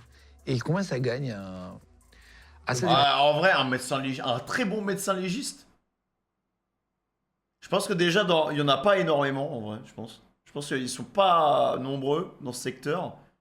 Je pense que ça tape un petit 4-5K, je dirais, entre les deux, en vrai. En France et en Belgique, en France, ce sont des praticiens hospitaliers, donc ils gagnent ce que gagne un praticien hospitalier ou un prof d'UNIF quand ils deviennent prof. Quoi? Ah oui, ok. En Belgique, on a, nous, des assistants d'UNIF. Ils sont payés comme des assistants d'UNIF. C'est pas très lourd. Et les profs d'UNIF sont payés comme des profs d'UNIF, c'est beaucoup mieux. Mais voilà, ça gagne pas lourd. En moyenne, on est entre 2005 et 3000 euros. D'accord. Et en étant... Attends, quoi? Attends, mais les mecs, ils ont des connaissances de ouf. Ils auscultent des corps toute la journée. Ça touche 2K5 là? Bah, je sais pas, frérot, en tout cas, je sais pas, peut-être qu'il y a que moi que ça choque. Mais voilà, il dit en Belgique. Mais les gars, en Belgique, bon, ça va, genre, je pense 2K5 en Belgique, je sais pas, moi je m'attendais un peu plus quand même, hein, en vrai, hein. Je m'attendais un peu plus pour un métier comme ça. En prof en même temps? Ah non, prof en même temps, t'es plus haut. Ah oui, parce que toi, tu fais les deux, c'est ça? Ouais, je fais les deux. Et d'ailleurs, au téléphone, quand on a préparé l'émission, tu nous disais qu'il y avait même du mal, il n'y avait pas assez de médecins légistes en Belgique. C'est un métier qui recrute en vrai. Ouais. On parle tout le temps de recrutement et qu'on ne sait pas quoi faire, etc. Donc c'est un boulot sur lequel vous pouvez partir où il y a du débouché, en gros, tu nous dis. Alors, on a 12 médecins légistes formés pour tout le territoire et 12 en formation. Donc, on n'est pas nombreux, on est 24, quoi. Ah oui, c'est très très peu. C'est beaucoup trop peu. Est-ce que tu fais des cauchemars, toi, par rapport à... Tu dis que tu n'es pas touché psychologiquement, mais est-ce que parfois, quand on fait des cauchemars, on se rappelle de ce qu'on a vu? Est-ce que ça t'arrive de faire des cauchemars avec ce que tu as vu? Eh ben, jamais. Ouah, non, mais non, par contre, là, il y a un truc à creuser. Hein. C'est pas normal, Philippe, frère. Il y a rien qui le choque. Ouais, j'ai un système à tiroir. Je fais comme ça, hein, j'ai rien fait pour. T'as ma vie privée d'un côté, t'as ma vie professionnelle de l'autre, c'est deux choses différentes. Okay. Et je mélange pas. Donc je reviens pas à la maison avec des cadavres dans la tête, quoi. Tu vois? Et quand je dors, il m'arrive de rêver, je rêve jamais de meurtre ni de cadavre. Il m'arrive comme tout le monde de faire des cauchemars. En général, c'est quand j'ai pas bien digéré. Et il m'arrive pas non plus de faire des cauchemars où je vois des cadavres. Jamais. Jamais. Ok. La plupart des gens aiment bien les séries policières, les séries, les thrillers, les séries avec des meurtres. On le voit, les séries Canal+, il y a beaucoup de séries de mafia, de braquage, de tueurs, etc. Est-ce que toi, tu as envie de regarder ce genre de trucs ou tu regardes au contraire des trucs hyper doux, des dessins, pas des dessins animés, mais des films un peu De toute façon, il s'envoie des animes, frérot. C'est un gros fan de JJK. romantiques, machin, ou tu regardes ce genre de films aussi? Alors tout ce qui est romantique à l'eau de rose, c'est que moi t'oublies. Ça, déjà, c'est hors de question, ça m'emmerde et ça me fait vite chier. Alors les films de Noël, ça je supporte pas. J'ai juste envie de... Allez, on va fermer la télé plutôt que de taper dedans. Ouais. C'est une chose. Alors j'adore les séries policières. J'aime vraiment beaucoup. Voir comment ils ont monté l'affaire, voir comment ils ont réfléchi au truc. C'est parfois complètement tiré par les cheveux, tel qu'on ne le verra, mais jamais dans la vie courante. C'est trop. Mais c'est trop, mais c'est marrant. Et j'adore toutes les séries Pampan. Ah oui, c'est vrai? Ah oui, j'adore. Quand ça tire, etc., machin? Quand ça tire, quand c'est crétin, quoi. Tu vois, il faut pas réfléchir. je me vide la tête en regardant la télé. Tous les films à Jason Statham où ça J'adore. C'est mon héros préféré. C'est con à crever, mais c'est gay. En plus, tu sais qu'il va s'en sortir. Il Il n'y a pas de stress. Ça va toujours aller dans une situation... Il sera blessé un petit peu, il va boiter. Il y en a un, je ne sais plus dans quel film c'est, tu le vois sortir de la voiture qui est en train de tourner sur elle-même. C'est dans Red. C'est celui qui a des problèmes de santé, Bruce Willis. Il tire sur des gens et puis il remonte dans la voiture alors qu'elle tourne encore. C'est merveilleux, quoi. J'adore ça. Je trouve ça tellement con, j'aime bien. En fait, j'aime bien, quand je regarde la télé, me vider la tête. Et pour me vider la tête, il faut des trucs débiles. Et pampant. Et ça me va très bien. Est-ce que tu partages, tu es en couple, hein, tu es marié, Ouais. tu as 3 enfants. Est-ce que parfois tu partages un peu ce que tu as vu dans la journée avec ta femme ou tes filles ou La question croustillante, les gars. tes enfants? Je le faisais au début, Ah, avec ma première femme. Et c'est pas une question de femme, hein, attention. J'étais marié une première fois, j'ai divorcé. Je racontais. Et puis, ça m'a complètement passé. Mais vraiment complètement. Je ne raconte plus rien. Et en général, mes proches découvrent ce que je fais parce que ça passe à la télé, parce qu'il y a quelque chose dans la presse qui le révèle, quoi. Sinon, j'en parle pas. Ah, tu parles jamais, ouais. Non. et personne lui pose des questions? Genre, ses filles et tout, personne lui pose des questions sur son travail? Genre, papa, Tu es aussi appelé à c'était comment le cadavre aujourd'hui? témoigner, tu disais, devant le tribunal. C'est quelque chose de difficile à faire, de parler devant des gens, de s'exposer dans ton boulot? Ouais, alors, pour moi, c'est un jeu de rôle. Tu sais, Liège, c'est pas une grande ville. Tu disais que tu étais en costume tout à l'heure. Costume, cravate. Et justement, je mets un costume. Donc, je me déguise, parce que je suis pas habillé comme ça d'habitude. Donc, je mets un déguisement. Et je vis ça comme un jeu de rôle. Tu sais, le magistrat qui est devant moi, le président, je le connais. Ou la présidente, ça dépend, je les connais. Certains d'entre eux, on va bouffer ensemble, on est même partis en vacances ensemble. Même chose pour les juges assesseurs. Les jurés, je les connais pas, jamais, ça non. Les auteurs, je les connais pas non plus, je les ai croisés, je les ai examinés. Mais les avocats, je les connais tous. Il y en a aussi avec qui je vais bouffer, avec qui je pars en vacances. L'avocat général, le procureur général, pareil. Donc Liège est une petite ville, on connaît tout le monde, on se connaît tous entre nous. Et eux se connaissent aussi très bien entre eux. Mais c'est un jeu de rôle. Et tu ne laisses rien passer à personne. Et si tu peux massacrer... On y va, et on y va franco. Tu montes tes photos parfois devant Jamais. des gens? Jamais, je fais pas ça. Tu montes des photos, tu détournes l'attention du jury, il va se caler sur la photo, il va trouver que c'est absolument affreux ce qui s'est passé. Or, il ne doit pas avoir cette impression subjective que c'est affreux, il doit comprendre comment les faits se sont produits. C'est tout. Alors bien sûr, de temps en temps, t'en as un qui demande une photo, je lui montre, mais je ne le fais pas de moi-même. Dernière petite question, et puis après on va aller, si tu veux bien, sur une scène de crime qu'on t'a préparée, qui est juste en dessous. Il y a des comédiens, tu vas voir, il y a des gens, il va falloir essayer de comprendre si c'est un meurtre ou un suicide. Il y aura des gens autour, je t'en dis pas plus, tu verras, on va découvrir la scène ensemble. Je ne l'ai pas vue volontairement pour essayer de découvrir avec toi. Je sais qu'il y a des maquilleurs de cinéma qui nous ont fait le plaisir d'être là, mais j'ai exprès pas voulu savoir pour essayer de comprendre avec toi et que tu m'expliques. Moi, je vais être un peu ton assistant. Tu vas me dire, écoute, regarde bien là, tu vois, ça, je pense que c'est dû à ça. Machin, on va essayer de jouer ensemble. En vrai, les gars, Philippe Boxo, il aurait démasqué Joe en même pas une saison. Tu vas évidemment nous expliquer. Moi, je vais essayer de faire le nouveau, tu vois, qui découvre. Comme si parfois, j'imagine, tu as des stagiaires ou des gens qui commencent ce métier, qui t'accompagnent. J'avoue, faire un stage là-dedans, ça peut être intéressant, en vrai. Mais on fait jamais ça, hein, vu que Ah bon? on les amène sur les vraies scènes. Ah oui, il n'y a pas de fausse mise en Pas scène. trop qu'on cite. Moi, je pense que ça m'intéresserait d'essayer. Enfin, de voir à quoi ça ressemble, en fait, tu vois. Juste tout à l'heure, D'être en contact avec ça, quoi. Pour voir comment ils gèrent. tu parlais de la psychopathie. Tu disais, en gros, une psychopathe, ça peut être une psychopathe, machin. Est-ce qu'on est tous psychopathes? Et si oui, qu'est-ce que c'est que la psychopathie? Intéressant. Concrètement. Je pense qu'on a tous un petit fond de psychopathie qui nous Oui, parfois certains plus que d'autres. permet de vivre. Hein, parce que la vie en soi, c'est quelque chose de très pénible et on n'imagine pas à quel point ça peut l'être. Par mon métier, je le vois. Pas tellement à travers moi, ma vie est parfois pénible aussi comme tout le monde, mais à travers ce que les autres vivent et qui les amène parfois à commettre l'irréparable. Mais le psychopathe, c'est quelqu'un qui n'a pas de sentiments. Il n'a pas d'empathie. Aucune. Le bien, le mal, il ne voit pas très bien la nuance. Et pour lui, tout ce qui compte, c'est lui-même. Donc c'est en général des gros égocentriques bien centrés sur eux-mêmes et qui n'ont pas peur de faire souffrir puisqu'ils ne ressentent pas la douleur de l'autre. Ils ne la comprennent pas. C'est ça un psychopathe. Ouais. Terrible. Page 131, c'est pour finir sur le livre. Tu commences à parler de l'autopsie du Christ. C'est quoi ton idée, toi, là-dessus, ton opinion? Ah, c'est pas une idée, c'est pas une opinion, c'est une réalité. Si le Christ a existé, je crois qu'on a assez de preuves pour le démontrer, encore qu'il y a des gens qui doutent. Il a été crucifié, ok. La crucifixion, c'est un supplice que les Romains ont pris aux Mésopotamiens, qui peut-être vient d'Inde, on n'est pas certain, il y a plusieurs théories là-dessus, mais ce n'est pas très intéressant. Ce qui est intéressant, c'est de savoir que la personne est clouée sur la croix. La croix, c'est un stipès, c'est-à-dire un truc qui est planté dans le sol, piqué, et c'est un patibulum, c'est-à-dire un autre morceau de bois, qui est en fait adapté sur le premier qui est planté dans le sol. Donc la croix, c'est pas la croix telle qu'on la voit aujourd'hui, avec un stipès qui dépasse au-dessus de la ligne horizontale, c'est pas le cas, il s'arrêtait avant, c'était un T. Et ce que le supplicié transportait sur son dos, c'était pas toute la croix, c'était le patibulum, c'est-à-dire la partie sur laquelle on allait le clouer. On clouait le type par terre. Terrible. Donc tu le couches par terre, tu le cloues. Et un Français qui s'appelle, ça va me revenir, moi les noms c'est compliqué, c'est un chirurgien, a démontré qu'en fait les clous ne pouvaient pas être plantés dans la paume de la main, mais devaient l'être dans le poignet. Ok. Pierre Barbet. Ouais, parce que t'as des... Ouais, t'as quoi? T'as du cartilage, t'as des trucs comme ça, du coup, bah, en fait, ça se plante plus facilement, je Le pense. chirurgien. Pourquoi? Parce qu'il a fait avec des cadavres. Moi, je fais ça aujourd'hui, je suis mort. Je peux plus. À l'époque, c'était faisable. On était en 1950. C'était toléré.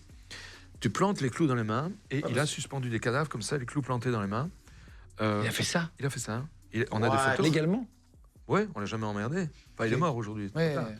Et son petit-fils m'a contacté il y a pas longtemps. Je vais rentrer en contact avec lui pour voir ce qu'il a encore de son grand-père. Ça vaut la peine. Enfin, là, je fais le Christ. Ça fait un moment. Les bras, ça commence à tirer. Si tu fais ça, tu vas voir. Ça fait mal. Si tu les plantes dans les paumes des mains, à un moment donné, les clous vont sortir. Ah La oui, main va hein. sortir. Ah oui, ça va se déchirer. Ouais, ça va se déchirer parce qu'il n'y a rien qui retient. Et il l'a démontré, tous les corps qu'il a cloués de cette manière sont tombés. Par contre, si tu les plantes dans les poignets, tu es suspendu comme ça, les bras en arrière, déjà là, t'entends que je respire moins bien parce que je parle moins bien. Tu as des clous plantés dans les pieds, c'est pas top non plus. Donc tu vas tirer sur les bras pour respirer Mais comment on a pu inventer ça? à un moment, puis tu vas laisser tomber parce que ça fait trop mal. Et tu joues comme ça avec des alternances où tu respires plus. À un moment, tu te fatigues, et ce qui va se passer, c'est que tu respires plus vraiment beaucoup. Ça veut dire que tu augmentes ton taux de CO2 dans le sang et tu réduis ton taux d'oxygène. Tu entres dans ce qu'on appelle une narcose, carbonarcose. Et ton taux de CO2 qui augmente fait que ton sang devient de plus en plus acide. Ça s'appelle une acidose respiratoire. Acidose parce que le sang devient de plus en plus acide, et respiratoire parce que la cause de cette acidose, c'est ta respiration qui ne fonctionne plus bien. Et ça, c'est mortel.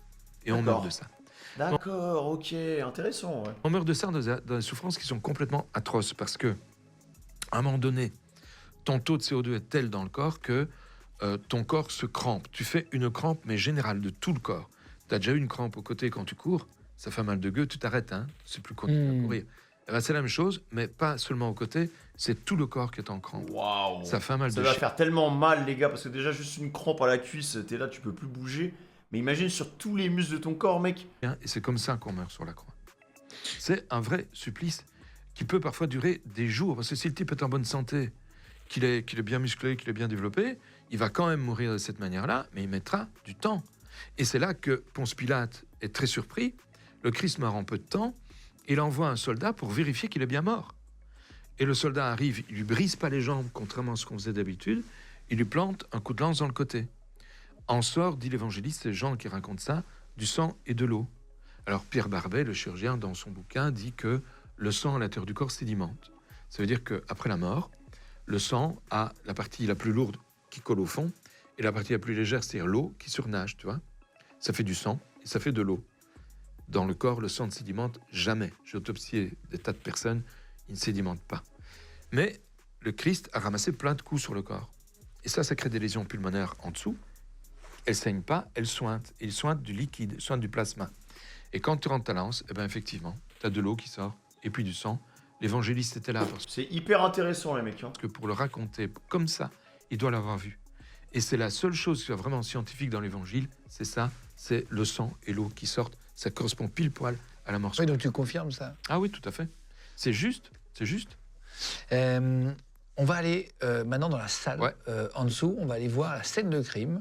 Je vais découvrir avec toi. J'ai hâte de voir ce qu'ils sont préparés. En vrai, c'est vraiment terrifiant de faire ce métier-là parce que, enfin, vous allez me reparler de Dexter, mais si tu fais ce métier-là et que tu vas du côté du mal, pour moi, t'es impossible C'est impossible à choper en fait. Je sais qu'il y a des accessoires, j'ai vu passer des accessoires, ça m'a fait marrer. On va découvrir ensemble la scène de crime et tu vas nous guider. Moi, je vais juste te dire les étapes, mais tu vas nous guider sur, justement, on va se mettre peut-être des gants. On a préparé des gants pour faire attention, etc. Tu vas regarder le corps et tu vas nous dire si d'après toi, première étape, c'est un suicide ou si c'est un meurtre volontaire. Et s'il y a un auteur. Et s'il y a un auteur. On y va? C'est parti? Ouais, allez, c'est parti. Donc, je te présente Louis, qui est aujourd'hui un faux policier, mais qui est notre auteur. Voilà, c'est toi qui as mis en place un peu l'happening. T'as pensé à l'happening avec on a pensé à l'happening, Sébastien et Julie. On a une victime, donc ce matin à 6h50, on a reçu un appel. Il y a une femme qui a été tuée sur son lieu de travail. Vous êtes ici pour déterminer la cause du décès. J'ai l'impression d'être dans une escape game et que c'est un game master, tu sais, au début. Excellent. Donc la blessure est là, c'est ça sur. On peut voir la blessure ou ça c'est une vraie ou c'est une fausse? Non, ça c'est les aléas du métier. T'as coupé des tendons là. J'ai coupé les tendons, effectivement. Bien joué. Oui, c'est parce que la main est en extension, on fait pas ça d'habitude, donc c'est la preuve qu'il y a quelque chose qui doit se reconstruire. Non, il est trop broken. Il est trop broken, frérot. C'est... Je vous dis, c'est ce mec qui bosse sur ton affaire, t'es cook. Et quand t'as le cicatrice, il me l'a déjà montré, je savais bien ce que c'était. C'est pour ça, c'est vrai, c'est pour ça qu'il doit tenir la main droite. Oui, parce que s'il fait bouger les tendons, ils vont pas se reconstituer correctement. Wow. C'est pour ça que c'est pas un plâtre. Parce que je l'enlève de temps en temps, donc c'est pas... Fais gaffe. Ok, d'accord. Si t'entends clac et que ton doigt ne remonte plus, c'est que t'as pété le tendon. C'est rassurant. Donc, pardon, on retourne dans l'happening. Donc, scène de crime. Et... Je vous le redis, donc ce matin, il y a eu un appel qu'on a reçu, 6h50. Une personne, une femme, est décédée sur son lieu de travail. On va rentrer maintenant. Il y a des rubalises comme ça, des petits bandeaux jaunes, ça c'est réel ou... Pas avant que je n'arrive. Ah.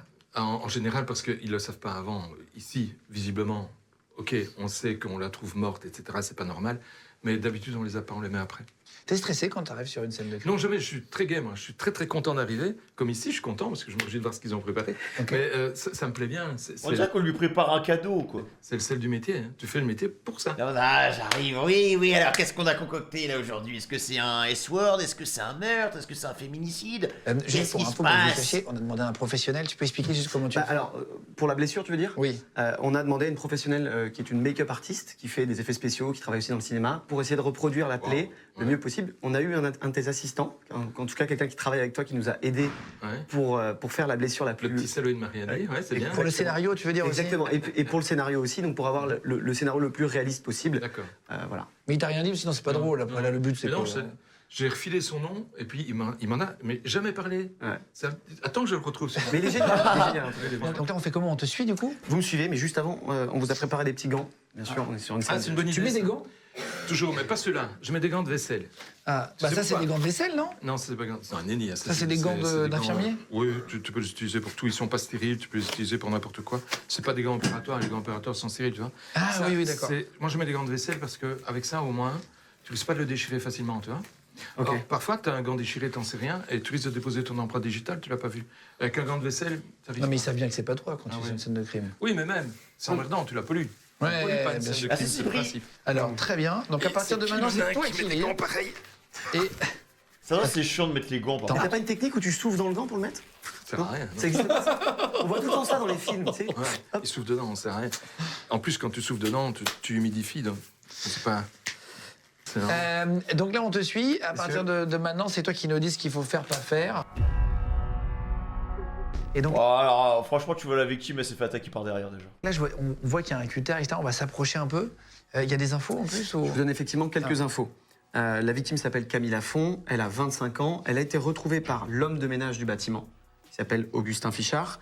Elle est en très bonne Parce qu'en moi, il la regarde. santé, selon les résultats médicaux. Enfin, je veux dire, pas de problème physique, pas de maladie, pas de problèmes mentaux non plus. Dernière chose à noter, la victime était droitière. Pour nous, tout porte à croire qu'elle se serait suicidée, mais c'est votre expertise qui Bon, non, mais là, ça se voit qu'elle sait pas S-word. Hein. validera ou non cette hypothèse. Ça se voit vraiment qu'elle sait pas S-word, hein, pour le coup. Donc, on part sur une idée du suicide, pour l'instant, une hypothèse du suicide. C'est ce que les premières Constatations. exactement laissent croire. Donc là, tu vois la liaison où?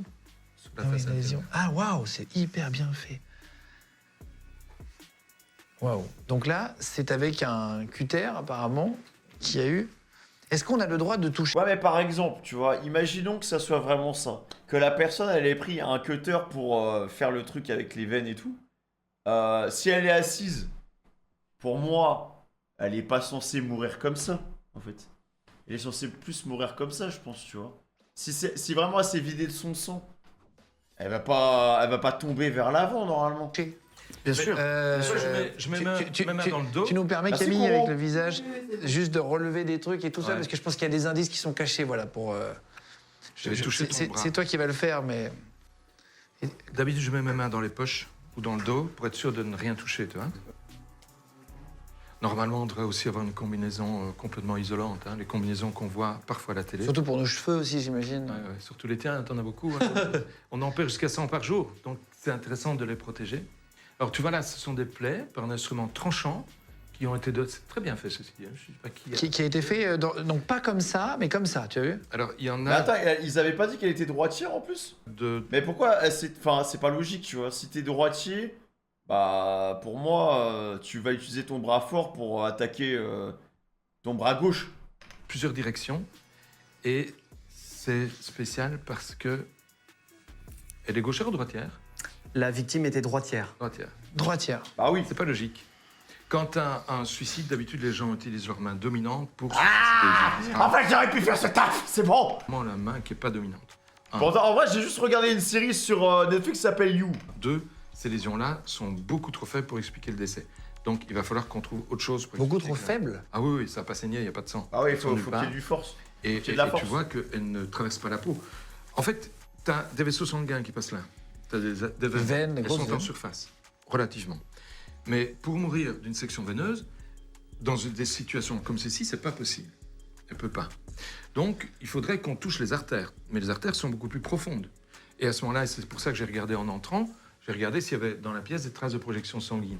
Il n'y en a pas, ou des traces d'écoulement, il n'y en a pas. Donc clairement, elle n'a pas touché l'artère. Et d'ailleurs, on la verrait, hein. C'est pas assez profond pour toucher une artère. Donc ça, c'est pas la Donc, cause. on est sûr que si on touche une artère, ça va forcément péter, ça va forcément gicler, genre. Parce que, ouais, là, il y a de la pression hein, dedans. Là, il n'y a pas de flaque de sang. Non. Petite question pour monsieur le policier. Est-ce qu'elle a été retrouvée dans cette position ou elle a été mise après? Elle a été retrouvée dans cette position-là. La personne qui nous a prévenus n'a absolument pas touché la victime. Ok. Elle est comme elle a été retrouvée. Quelqu'un a vérifié qu'elle était morte? Bah écoutez, Elle est pas morte en fait. mes capacités d'adaptation n'ont pas été jusque-là. C'est arrivé une volée de fois qu'on nous appelle alors que la personne n'est pas morte. Mais non. Si, si, ça arrive. Ah, juste par Ça peur arrive de toucher, du Par coup. peur de toucher, il touche pas. Alors t'arrives, on va peut-être appeler une ambulance. Alors, on va considérer que oui. Bah bien On va- sûr, on bien va évidemment. considérer que quelqu'un l'a fait, On sinon... considère que quelqu'un a pris le pouls et qu'elle l'était. J'ai eu le coup quelques Alors- fois et ça me... Ouais, qu'est-ce qu'il faut regarder d'autre alors? Alors, quand elle est dans cette position-là, normalement, tu dois attendre la police qui va faire les prélèvements, c'est-à-dire les microtraces. Donc, normalement, on touche plus. Mais moi, je peux déjà te dire qu'elle ne meurt pas de ça. Donc, je dois trouver une autre lésion pour expliquer des décès. Ça, c'est pas suffisant. Ah ouais, c'est vrai que c'est bizarre. hein. Ça peut être. Peut-être qu'elle s'est droguée, peut-être que. Je sais pas. Elle est en dépression, elle a pris de la drogue, overdose, tac, elle est tombée comme ça. Mais si ça avait été une overdose. On meurt comment d'une overdose en fait? Comment ça se. D'un point de vue physique, comment ça se traduit en fait? Parce qu'il y a des vomissements, il y a tout ça. Voilà, ça c'est encore autre chose. Mais si tu meurs pas du vomi, par exemple, tu meurs comment en fait? C'est quoi? C'est. Ton cœur s'arrête?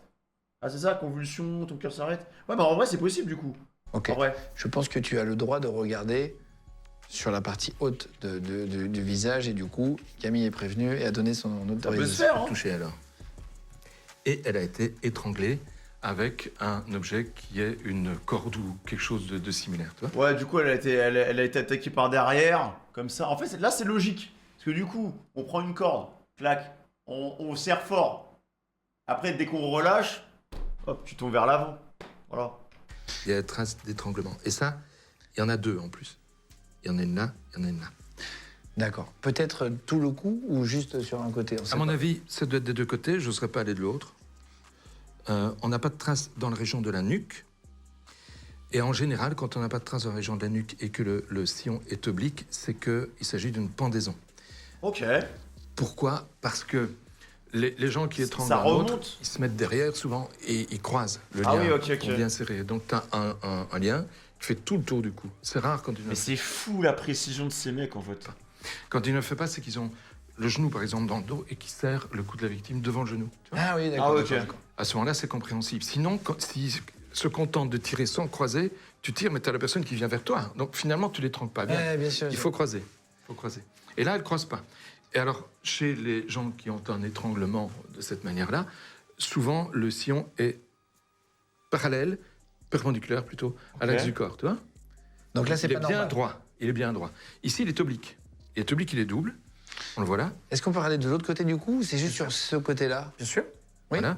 Et On peut la mettre droite du coup pour regarder Ouais, sur les deux? pour la relever si vous voulez, mais Attends Camille, est-ce que tu veux bien te mettre juste assise, pardon? Tu fais comme Oui. si on te remettait assise. Pardon. Bonjour Voilà. Camille. On imagine que tu ne bouges pas évidemment, mais c'est juste pour comprendre. Et alors là, on a une trace de pression. Ah, elle a pris cher côté droit. Hein. Une trace de pression, une trace de pression. Et là, ça devient manuel, tu vois. Alors, Alors, c'est des mains en fait, on dirait. ce qu'on avait pris pour des lésions ici, en les regardant de derrière, comme des lésions rectilignes, des traces de pendaison, ce n'en est plus. Parce que maintenant, tu as toute la lésion visible, et tu vois que tu as une trace de dos là, une trace de dos là, une trace de dos là, une trace de dos là, et ainsi de suite. C'est un étranglement donc. manuel. Elle a été étranglée.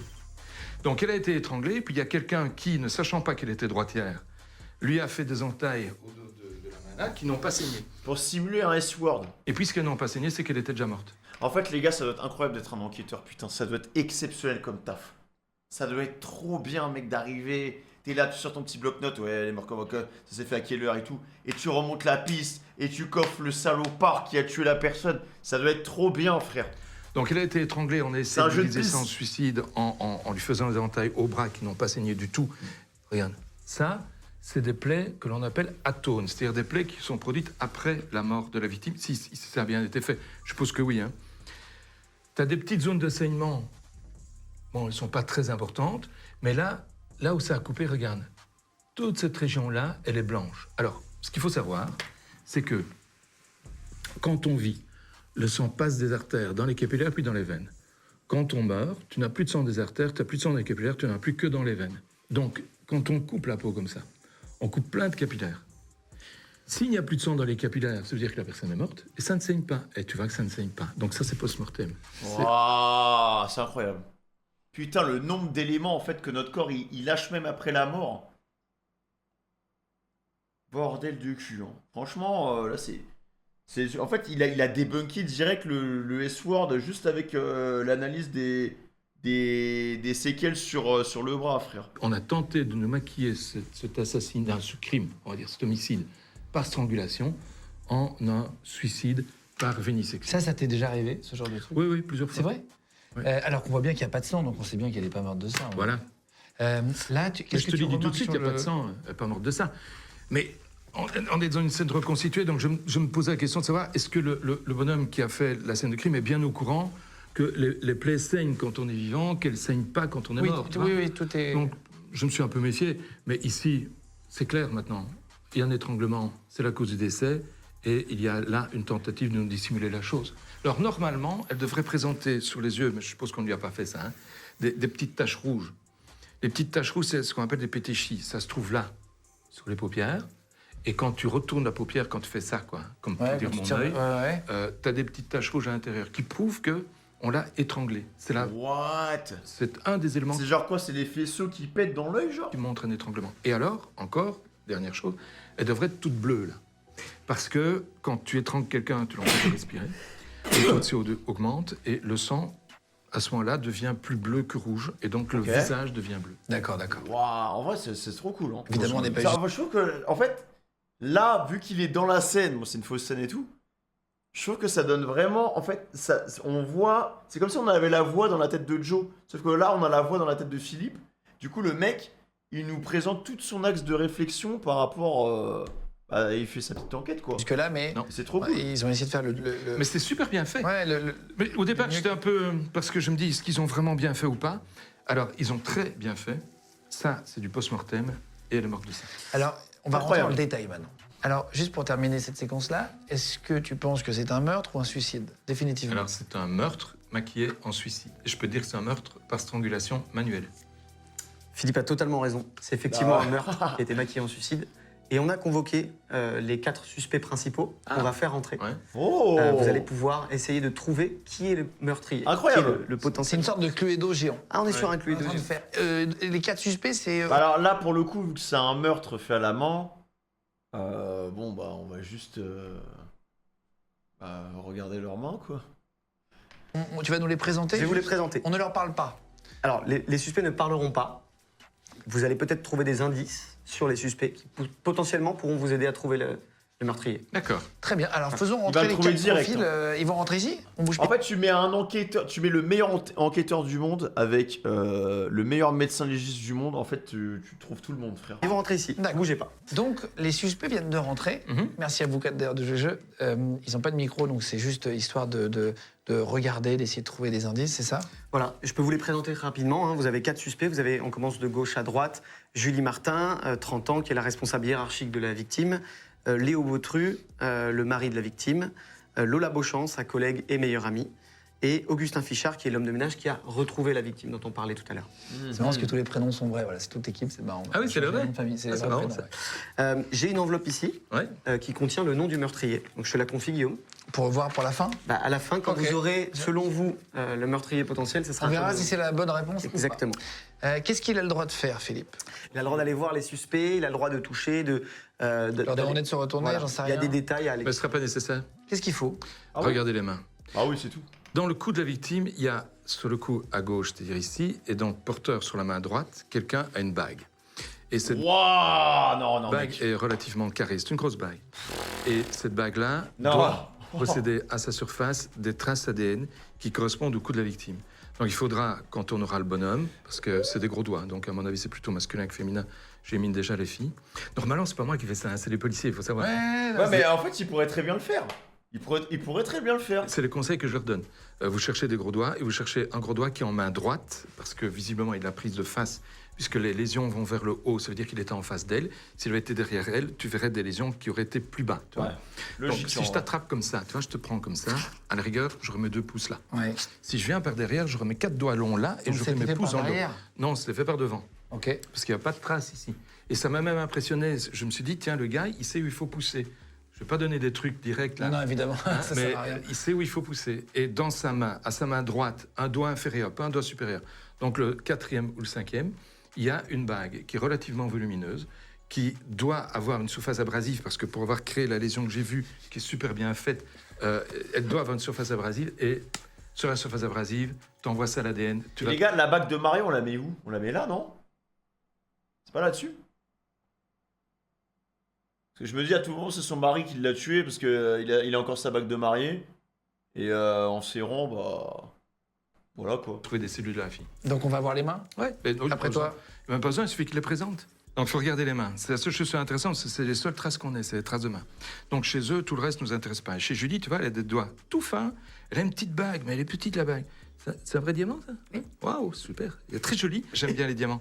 Et voilà, ça va pas, quoi. Ça Ouais, va c'est du pas, tout. c'est pas. En plus, elle a des ongles un peu longs. On aurait dû trouver des traces d'ongles dans le cou. Il n'y a pas. C'est pas elle. Voilà, Waouh, Julie. fort. Tu peux être, c'est bon, acquitté. Alors, ici, même chose. T'as des ongles qui sont très courts aussi chez lui, tiens. Mais il n'y a pas de bague. Alors, où il l'a retiré? C'est Ah oui, possible, hein. ce qui est il peut possible. l'avoir Ouais. retiré. Mais d'habitude, la bague, on n'y pense plus. On la garde. Moi, j'ai une alliance, là. J'y pense jamais à mon alliance. Tu vois? Je la garde, je l'ai tout le temps sur moi. Et lui, il travaille. Ouais, mais si potentiellement t'as tué ta femme, en vrai, tu peux l'enlever. Ça veut dire que ça a déjà dérapé avant, tu vois. Il travaille. Tu vas pas la garder. C'est pourquoi? Parce qu'il a des callosités, tu vois, là. Ouais, ça veut dire qu'il fait du sport? en Non, tout ça cas. veut dire qu'il travaille. Peut-être du sport, mais en tout cas, c'est avec la main et il travaille. Ok, ok. C'est un travailleur. Alors, c'est une jeune fille avec une très jolie Hein bague, mais qui. Qui pourrait être rugueuse. Elle pourrait. Elle pourrait. Mais elle a les doigts quand même fins, quoi. Ouais, bah, c'est le une dernier. fille, elle a les mains très, très sèches, tiens, et très froides. Chut, toi. Comment tu sens que les mains sèches et travers des gants en latex, toi? Comment Ouais. c'est possible? Tu glisses pas bien. Et là, Putain, c'est sur des détails. Ça, T'es impressionnant. mais tu vois Je trouve ça génial à voir. En fait, ça met en scène vraiment ton métier. Là, on avait Ouais. du mal à l'imaginer toujours. mais Là, ça, on d'habitude, voit. c'est le policier qui font. Hein. Moi, je leur donne des indications, ceux qui s'occupent du reste. Mais là, la bague est pas du bon côté. Pourquoi? Bah, parce que c'est dans le cou Ah, par à rapport gauche au- de la victime qu'on a vue, donc c'est forcément la main droite. Ah, il est trop fort. Franchement, il est trop fort. Ah, du coup, bah, c'est le dernier. Hein. C'est celui qui a retrouvé le corps. Bon, là, je croyais qu'elle serait plus bas. Ah bah oui, hein, je l'attendais putain. pas là. Je l'attendais pas là. Et puis oui, c'est bon ça. Il y a la surface abrasive, elle est plutôt là. Et là, il y a moyen de prélever. Tu prends la Les bague, surfaces tu prends- abrasives, c'est-à-dire ça peut. Ça glisse. Ça, tu auras très peu d'ADN. Je touche normalement, j'ai pas le droit. Hein. D'accord, d'accord. Mais tu as très peu d'ADN sur quelque chose qui est lisse comme ça, tu n'en trouveras pas. Il faut un petit peu d'abrasion. Alors, on peut espérer que c'est avec ce côté-là de la bague qu'il a touché. Moi, j'ai Mais- remarqué un autre indice là. Mais quoi, il a des gros doigts. Ah oui, mais j'ai pas encore été jusque-là. Hein. Attends, minute. Hein. J'ai Tu vas trop vite. l'impression qu'il y a une petite griffe. Non, mais en fait, le gars, il a speedrun l'enquête. Hein. Il a speedrun l'enquête juste avec les mains. Après, c'était de la logique d'analyser les mains, mais le truc de la bague, tu vois, moi, je l'aurais jamais capté. Hein. Trop On va vite, voir. tu vas trop vite. Donc, cette bague-là est le bon candidat pour la strangulation manuelle. Pourquoi? Parce qu'elle est assez large. Elle est à la main droite, dans les derniers doigts. Je la voyais plutôt au 4e, 5e, elle est au 3e. C'est pas très grave. Et puis, effectivement, comme tu l'as remarqué, il y a cette trace-là. Et là, tu vois que le gars vit. D'ailleurs, il vit, il respire. Mais parce que les plaies saignent. Alors, on aurait dû remettre un peu de sang là aussi, hein, clairement. Il en manque un peu là, mais c'est pas grave. Elles sont beaucoup plus saignantes que celles qu'on a vues sur la victime, qui, elle, était morte lorsque les lésions lui En ont fait, été une commises. plaie sur un mort ne saigne pas. Elle saigne si tu touches un vaisseau profond, veineux, dans lequel il y a du sang. Mais les bords de la plaie ne saignent pas. C'est ça qui est important, c'est les bords de la plaie, c'est là qu'on doit regarder. Et si on le voit bien, les bords sont saignants, ils sont saignants, ils sont saignants. Incroyable. Il est vivant, mais on le sait puisqu'il respire. Hein. et on est heureux qu'il respire. Et ça, c'est des griffures comme on n'en voit pas souvent. D'habitude, les griffures sont beaucoup plus courtes. Beaucoup plus courtes et beaucoup plus discrètes. Mais là, elles sont faites pour qu'on les voie, quoi. Waouh, ok. Il est c'est trop lui. fort. Est-ce qu'il y a d'autres indices à vérifier ou on fouille? Est-ce qu'on fouille ailleurs ou pas? Non, mais dis-nous juste. Là, regarde, la victime Ah, s'est oh défendue, là tu là vois. là là là là. Il a été griffé. Ah oui, oui, putain, j'avais pas vu, bien vu. Ici, Trace de lutte. hein, c'est des belles traces de griffure. De nouveau, tu vois la différence? C'est vraiment bien fait, la maquilleuse, là, exceptionnelle, hein, parce qu'elle te montre vraiment du saignement qu'on n'avait pas chez la victime morte. Hein. Donc c'est très bien fait. Franchement, chapeau. Je retiendrai. Donc, Je montrerai peut-être même à mes étudiants en cours, si c'est D'accord. ça. Ça vaut la peine. Donc c'est toi le meurtrier, tu ne peux pas répondre. d'après toi, qui est le tueur de la personne, donc Camille, qui est en jeu? C'est Augustin, mais ça c'est clair, tu peux pas le rater. Il a des traces dans le cou qui sont évocatrices de défense de la part de la victime. Il a des traces sur l'avant-bras droit, pareil, juste dans une lésion. En plus, c'est très bien fait parce que c'est la lésion de défense. Donc c'est vraiment là que lui Franchement, les gars, palmarès juste trop fort. Hein. va tenter de se protéger de la victime, la sienne, mais qui est en train de... Juste trop fort, en fait. Et puis il a surtout cette fameuse bague à la main droite qui correspond parfaitement. Et ça, c'est l'élément vraiment décisif. D'accord, donc ça, pour Ça peut toi, il n'y a être que pas lui. de doute. Ah non, aucun. Est-ce qu'on peut prendre l'enveloppe, si tu veux bien, bien sûr, Louis? je t'en prie. On va voir, on va faire le reveal maintenant, on va voir Ça si se trouve, il y t'as... a un plot, hein, tu sais pas. Mais bon, je pense qu'il n'y a pas trop de doute quand même avec les griffes de chat. Ouais, c'est etc. Guillaume. Mais le tueur était effectivement Augustin. Augustin. Donc tu as fait un sans faute. Toi, Louis, qui a préparé avec l'assistant. Alors, je vais te dire, je suis impressionné. À tel point que je me demande si ton assistante en a pas parlé. Ah non, non. Tellement. Écoute, il a disparu pendant 3 jours, je ne l'ai plus vu. Non, mais c'est Je crois qu'il a impressionnant. peur c'est-à-dire de que m'expliquer, quoi. T'as tout eu en quelques secondes. T'as compris qu'il y avait la bague. Enfin, c'est impressionnant. C'est il est chaud, hein. souvent comme ça sur une scène de crime. Parfois, c'est résolu aussi vite. Oui, Ça t'arrive? Ça peut aller très vite, ça peut aussi prendre énormément de temps. Mais si tu n'as pas... les premières heures d'une enquête judiciaire sont les plus importantes. C'est là que tu as le plus de détails, c'est là que tu as plus d'éléments. Et c'est ça qu'on doit amener, un maximum d'éléments au juge. Dans la lésion là, de la victime, tu avais, à gauche, tu avais une trace très interpellante parce qu'il y avait vraiment une marque carrée. Et la marque carrée correspond à la bague. Mais moi, je suis aussi interpellé parce que je ne savais pas que votre maquilleuse, elle était à ce point exceptionnelle qu'elle est capable de faire des détails pareils. Hein. C'est pour ça qu'au départ, quand j'ai vu la plaie chez la victime... Je pense qu'il y a quand même pas mal d'indices et que beaucoup auraient trouvé. Je pense que oui. En vrai, je pense qu'on aurait tous trouvé. Mais on n'aurait pas eu la même. On n'aurait pas du tout eu son approche. On n'aurait pas du tout eu l'approche qu'il a. Et on aurait trouvé, mais pas pour les mêmes raisons que lui, je pense. Les plaies de l'avant-bras, je dis, ils ont peut-être pas osé faire le sang, tu vois. Ou elle a peut-être pas bien fait la plaie saignante. Et puis, quand je découvre les traces dans le cou, je dis, bah non, elle a très bien travaillé. Elle a fait des plaies post-mortem. Elles sont superbement faites, quoi. Voilà. Donc c'est toute une réflexion qu'on doit avoir sur une scène de crime. De toute façon, ne jamais prendre ce qu'on a comme premier élément comme argent comptant.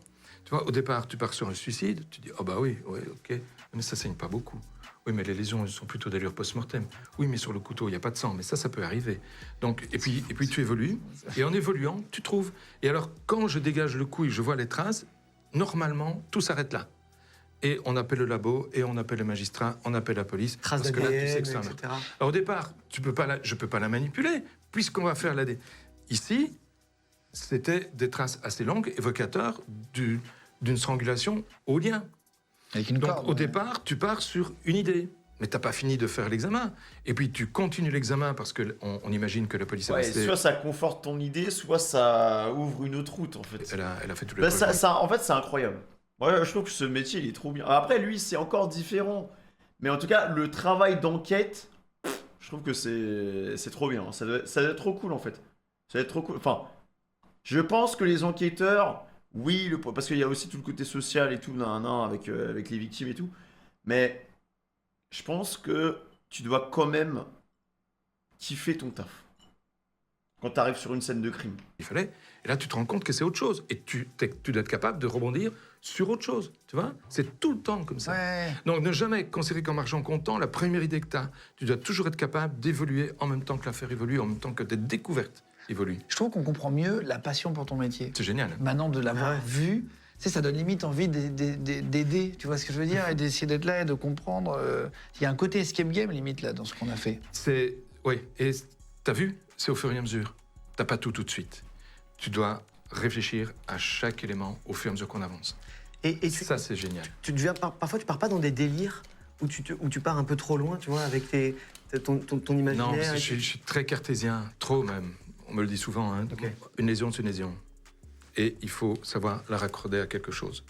Mais alors, quand t'as la lésion du cou, là, avec la trace, ça y est, t'es bon. T'es bon. Tu peux dire aux enquêteurs, il y avait quelque chose à la main, il y avait une bague. J'étais parti sur une En fait, c'est une team, les gars, quoi. chevalière, parce que la lésion me faisait penser à un carré de chevalière. Mais du coup, on part du principe que les enquêteurs sont meilleurs que ce mec, du coup. Parce que vu que c'est leur travail d'analyser la scène de crime, en fait, ils lui préparent le terrain. Lui, après, il arrive, il regarde 2-3 trucs, après, voilà, mais normalement, les mecs qui préparent avant, ils sont censés te lâcher, ils sont censés faire ça bien, non? Tu comportes là avec le petit carré éventuellement de Celui, lettres dedans. il fait les deux. Mais c'était pas ça. Il faut pouvoir aussi se dire, ok, c'est pas une chevalière, c'est autre chose. Voilà, je me suis trompé quant à... Mais c'était bien une bague. Là, c'est une version très facile pour toi d'une scène de crime. Non, pas nécessairement. Non. D'abord parce qu'on est dans un truc maquillé et que je ne sais pas dès le départ à quel point votre maquilleuse était exceptionnelle. Parce qu'elle est vraiment top. Hein. Pour avoir réussi à faire ça, c'est chapeau. Donc, c'est un peu compliqué. Mais sur les vraies scènes de crime, c'est pareil. Parce qu'on est rarement dans une ambiance aussi soft, cool, aménagée. Il n'y a rien d'autre que ce qui concerne le meurtre. Oui, bien sûr. Ça, c'est top. Parce que tu arrives sur une vraie scène de crime, en général, les chaises ne sont pas bien mises. Il y a du brol qui traîne partout. Tu te demandes ce qui est intéressant, ce qui ne l'est pas. Là, tu sais que tous les éléments que tu vas trouver ont un intérêt. Ouais. Donc, c'est beaucoup plus facile. D'accord. Oui, la pièce est assez aseptisée, on a enlevé Voilà. toutes les Et babioles. c'est comme ça qu'ils font aussi dans la série Les Experts. Quand tu regardes la série Les Experts, tu as l'impression que c'est aseptisé, qu'ils ont nettoyé les pièces avant qu'on ne vienne tuer en sachant qu'on allait tuer. C'est vraiment l'impression que ça me donne, ça m'a toujours fait marrer. C'est quand j'arrive sur une scène de crime, écoute, c'est le bordel, hein, souvent. C'est quoi la série la plus crédible pour toi que tu vu en télé? Ah bah, il n'y en a pas. C'est vrai? Elles sont toutes nulles. Mais c'est comique. Ouais, c'est drôle. C'est comique. Putain, c'est marrant. Est-ce qu'on peut remercier tout le monde? T'as le nom de la maquilleuse? Bien sûr, attends, on C'est peut pas dire un notre petit maquilleuse mot. habituelle de plateau qu'on embrasse, Margot. Elle est- Donc Vas-y, la t'inquiète. maquilleuse s'appelle Gladys, elle est make-up artiste, on la remercie parce qu'en plus elle est venue dans un timing assez court. Merci Gladys. Donc franchement, bien joué à elle. Elle travaille pour la mode, elle fait aussi tout ce qui est effets spéciaux, cinéma. Et on va mettre son Instagram dans le lien, Ah, Ok, c'est sous la vidéo. Exceptionnel. Trop bien. Franchement, trop bien. Et merci. Franchement, les gars, c'était grave cool. Le mec, il est trop. Je sais pas, je trouve qu'il raconte bien. Il raconte bien ses histoires, en fait. Merci à nos 4 suspects aussi. Voilà. Merci à Camille, qui est donc l'ACM, qui était la personne La victime. qui était, Mais bien, voilà, qui était décédée. Voilà. Pas facile Tu t'es fait maquiller pendant longtemps, non, en vrai? Ouais, une bonne heure et demie. Ah, Oui, c'est quand ça, même. waouh. Ah ouais. Ouais, Roger, c'est- qui est je suis auteur grave d'accord aussi, avec vous, il est avec captivant toi de fou. et Sébastien, qui ont pensé à l'appeling, etc. C'est marrant de mettre ça en image, merci beaucoup. Il parle Léo, bien, on se connaît et pas, on s'est voilà, pas quoi. parlé avant. Je t'ai croisé dans le couloir juste avant avec Philippe et je savais pas qui t'étais. Ouais, je suis un pote de Thibaut, ouais, merci beaucoup. De Thi- l'invitation. Thibaut Je vais avancer. On se reconnaît entre nous. Je fais un tout petit peu, on est plus gros. Et donc, autre chose maintenant. Merci en tout cas Philippe pour cette troisième émission, puisqu'on l'a découpé en deux parties cette fois. Merci beaucoup d'être resté avec nous jusqu'au bout. Merci de m'avoir invité. Franchement, c'était un plaisir. On s'en fera une autre pour le 4e livre. Quand tu veux. Bah, je sais pas. Alors, en vrai, moi, c'est la deuxième que je vois de lui. Mais je crois qu'il y en a peut-être 5 ou 6 de lui sur la chaîne. Ouais, pour le 3e livre. Troisième. Et le 4e, on en a assez, je pense, pour en faire plusieurs. Largement. En tout cas, c'était vraiment chouette d'avoir fait ces. Il y en a plein des vidéos avec lui sur la chaîne. Sébastien aussi qui est derrière la caméra, Jules, Théo, tout le monde, Benjos et toute l'équipe qui a préparé. Merci Louis, tu t'es senti comment dans le rôle de policier aujourd'hui? Bah écoute, c'était agréable pour une fois de pas me faire taper dessus. Non, c'était carré, hein. Franchement, après, ça dit quoi la suite? Après, c'est la fin, on voit l'équipe et tout. Non, le mec est chaud, les gars. Franchement, il est bouillant. C'était impressionnant. Le moment où... Bon, c'était un escape game et tout. Mais alors, on voit sa méthodologie, on voit sa manière de travailler, on voit sa manière d'aborder les choses. Mais en action, ça doit être incroyable. Hein. C'est une vraie scène de crime, ça doit être exceptionnel. Hein. Franchement. Même quand il ouvre les corps... en fait, parce qu'on n'a pas vu cette partie. Bon, on peut pas la voir. Mais je pense que ça peut être cool aussi. De le voir... fouiller, chercher des balles dans le cadavre, on sait rien, tu vois, genre, c'est carré. Le souci avec lui, c'est qu'il a vu qu'il a un filon en racontant son histoire. En plus, et plus ça va, plus il devient mytho. Non mais il romantise. Je pense qu'il romantise ses récits, frère. Voilà, genre quand t'écris une histoire ou un truc, oui, tu vas rajouter du cachet si c'est pas exactement à 100% la même chose, c'est pas grave, on s'en fout. Je pense que le propos il est vrai. Après, la manière dont ça s'est fait exactement, c'est pas exactement comme ça. Mais on s'en fout de ça. Ça veut pas dire que t'es un mytho. Hein. C'est juste que tu adoptes un bon format pour que ton histoire elle soit plus palpitante, quoi. À un moment, ça reste un bouquin, les gars. On va pas... Voilà, on va rajouter un peu de cachet à l'histoire. Voilà, c'est pas... Mais de là à dire, ouais, c'est un mytho, faut arrêter. Ça, c'est pas vrai, ça. Ça, c'est les gens qui veulent faire des dramas là où on en a pas, quoi. Il y a plein Vous tous les gars. il y a plein de choses qui sont totalement romantisées. Hein. Même l'histoire qu'on apprend à l'école, il y a plein de pans de l'histoire qui sont totalement romantisés. Ça s'est pas passé exactement comme on nous le raconte. Hein. Mais ça, on le saura jamais. Vu qu'on part du principe que ah mais c'est l'histoire qu'on nous apprend à l'école, on va nous dire ah bah vas-y, mais c'est vrai. Bah, tout n'est pas vrai dans ce qu'on vous apprend. Hein.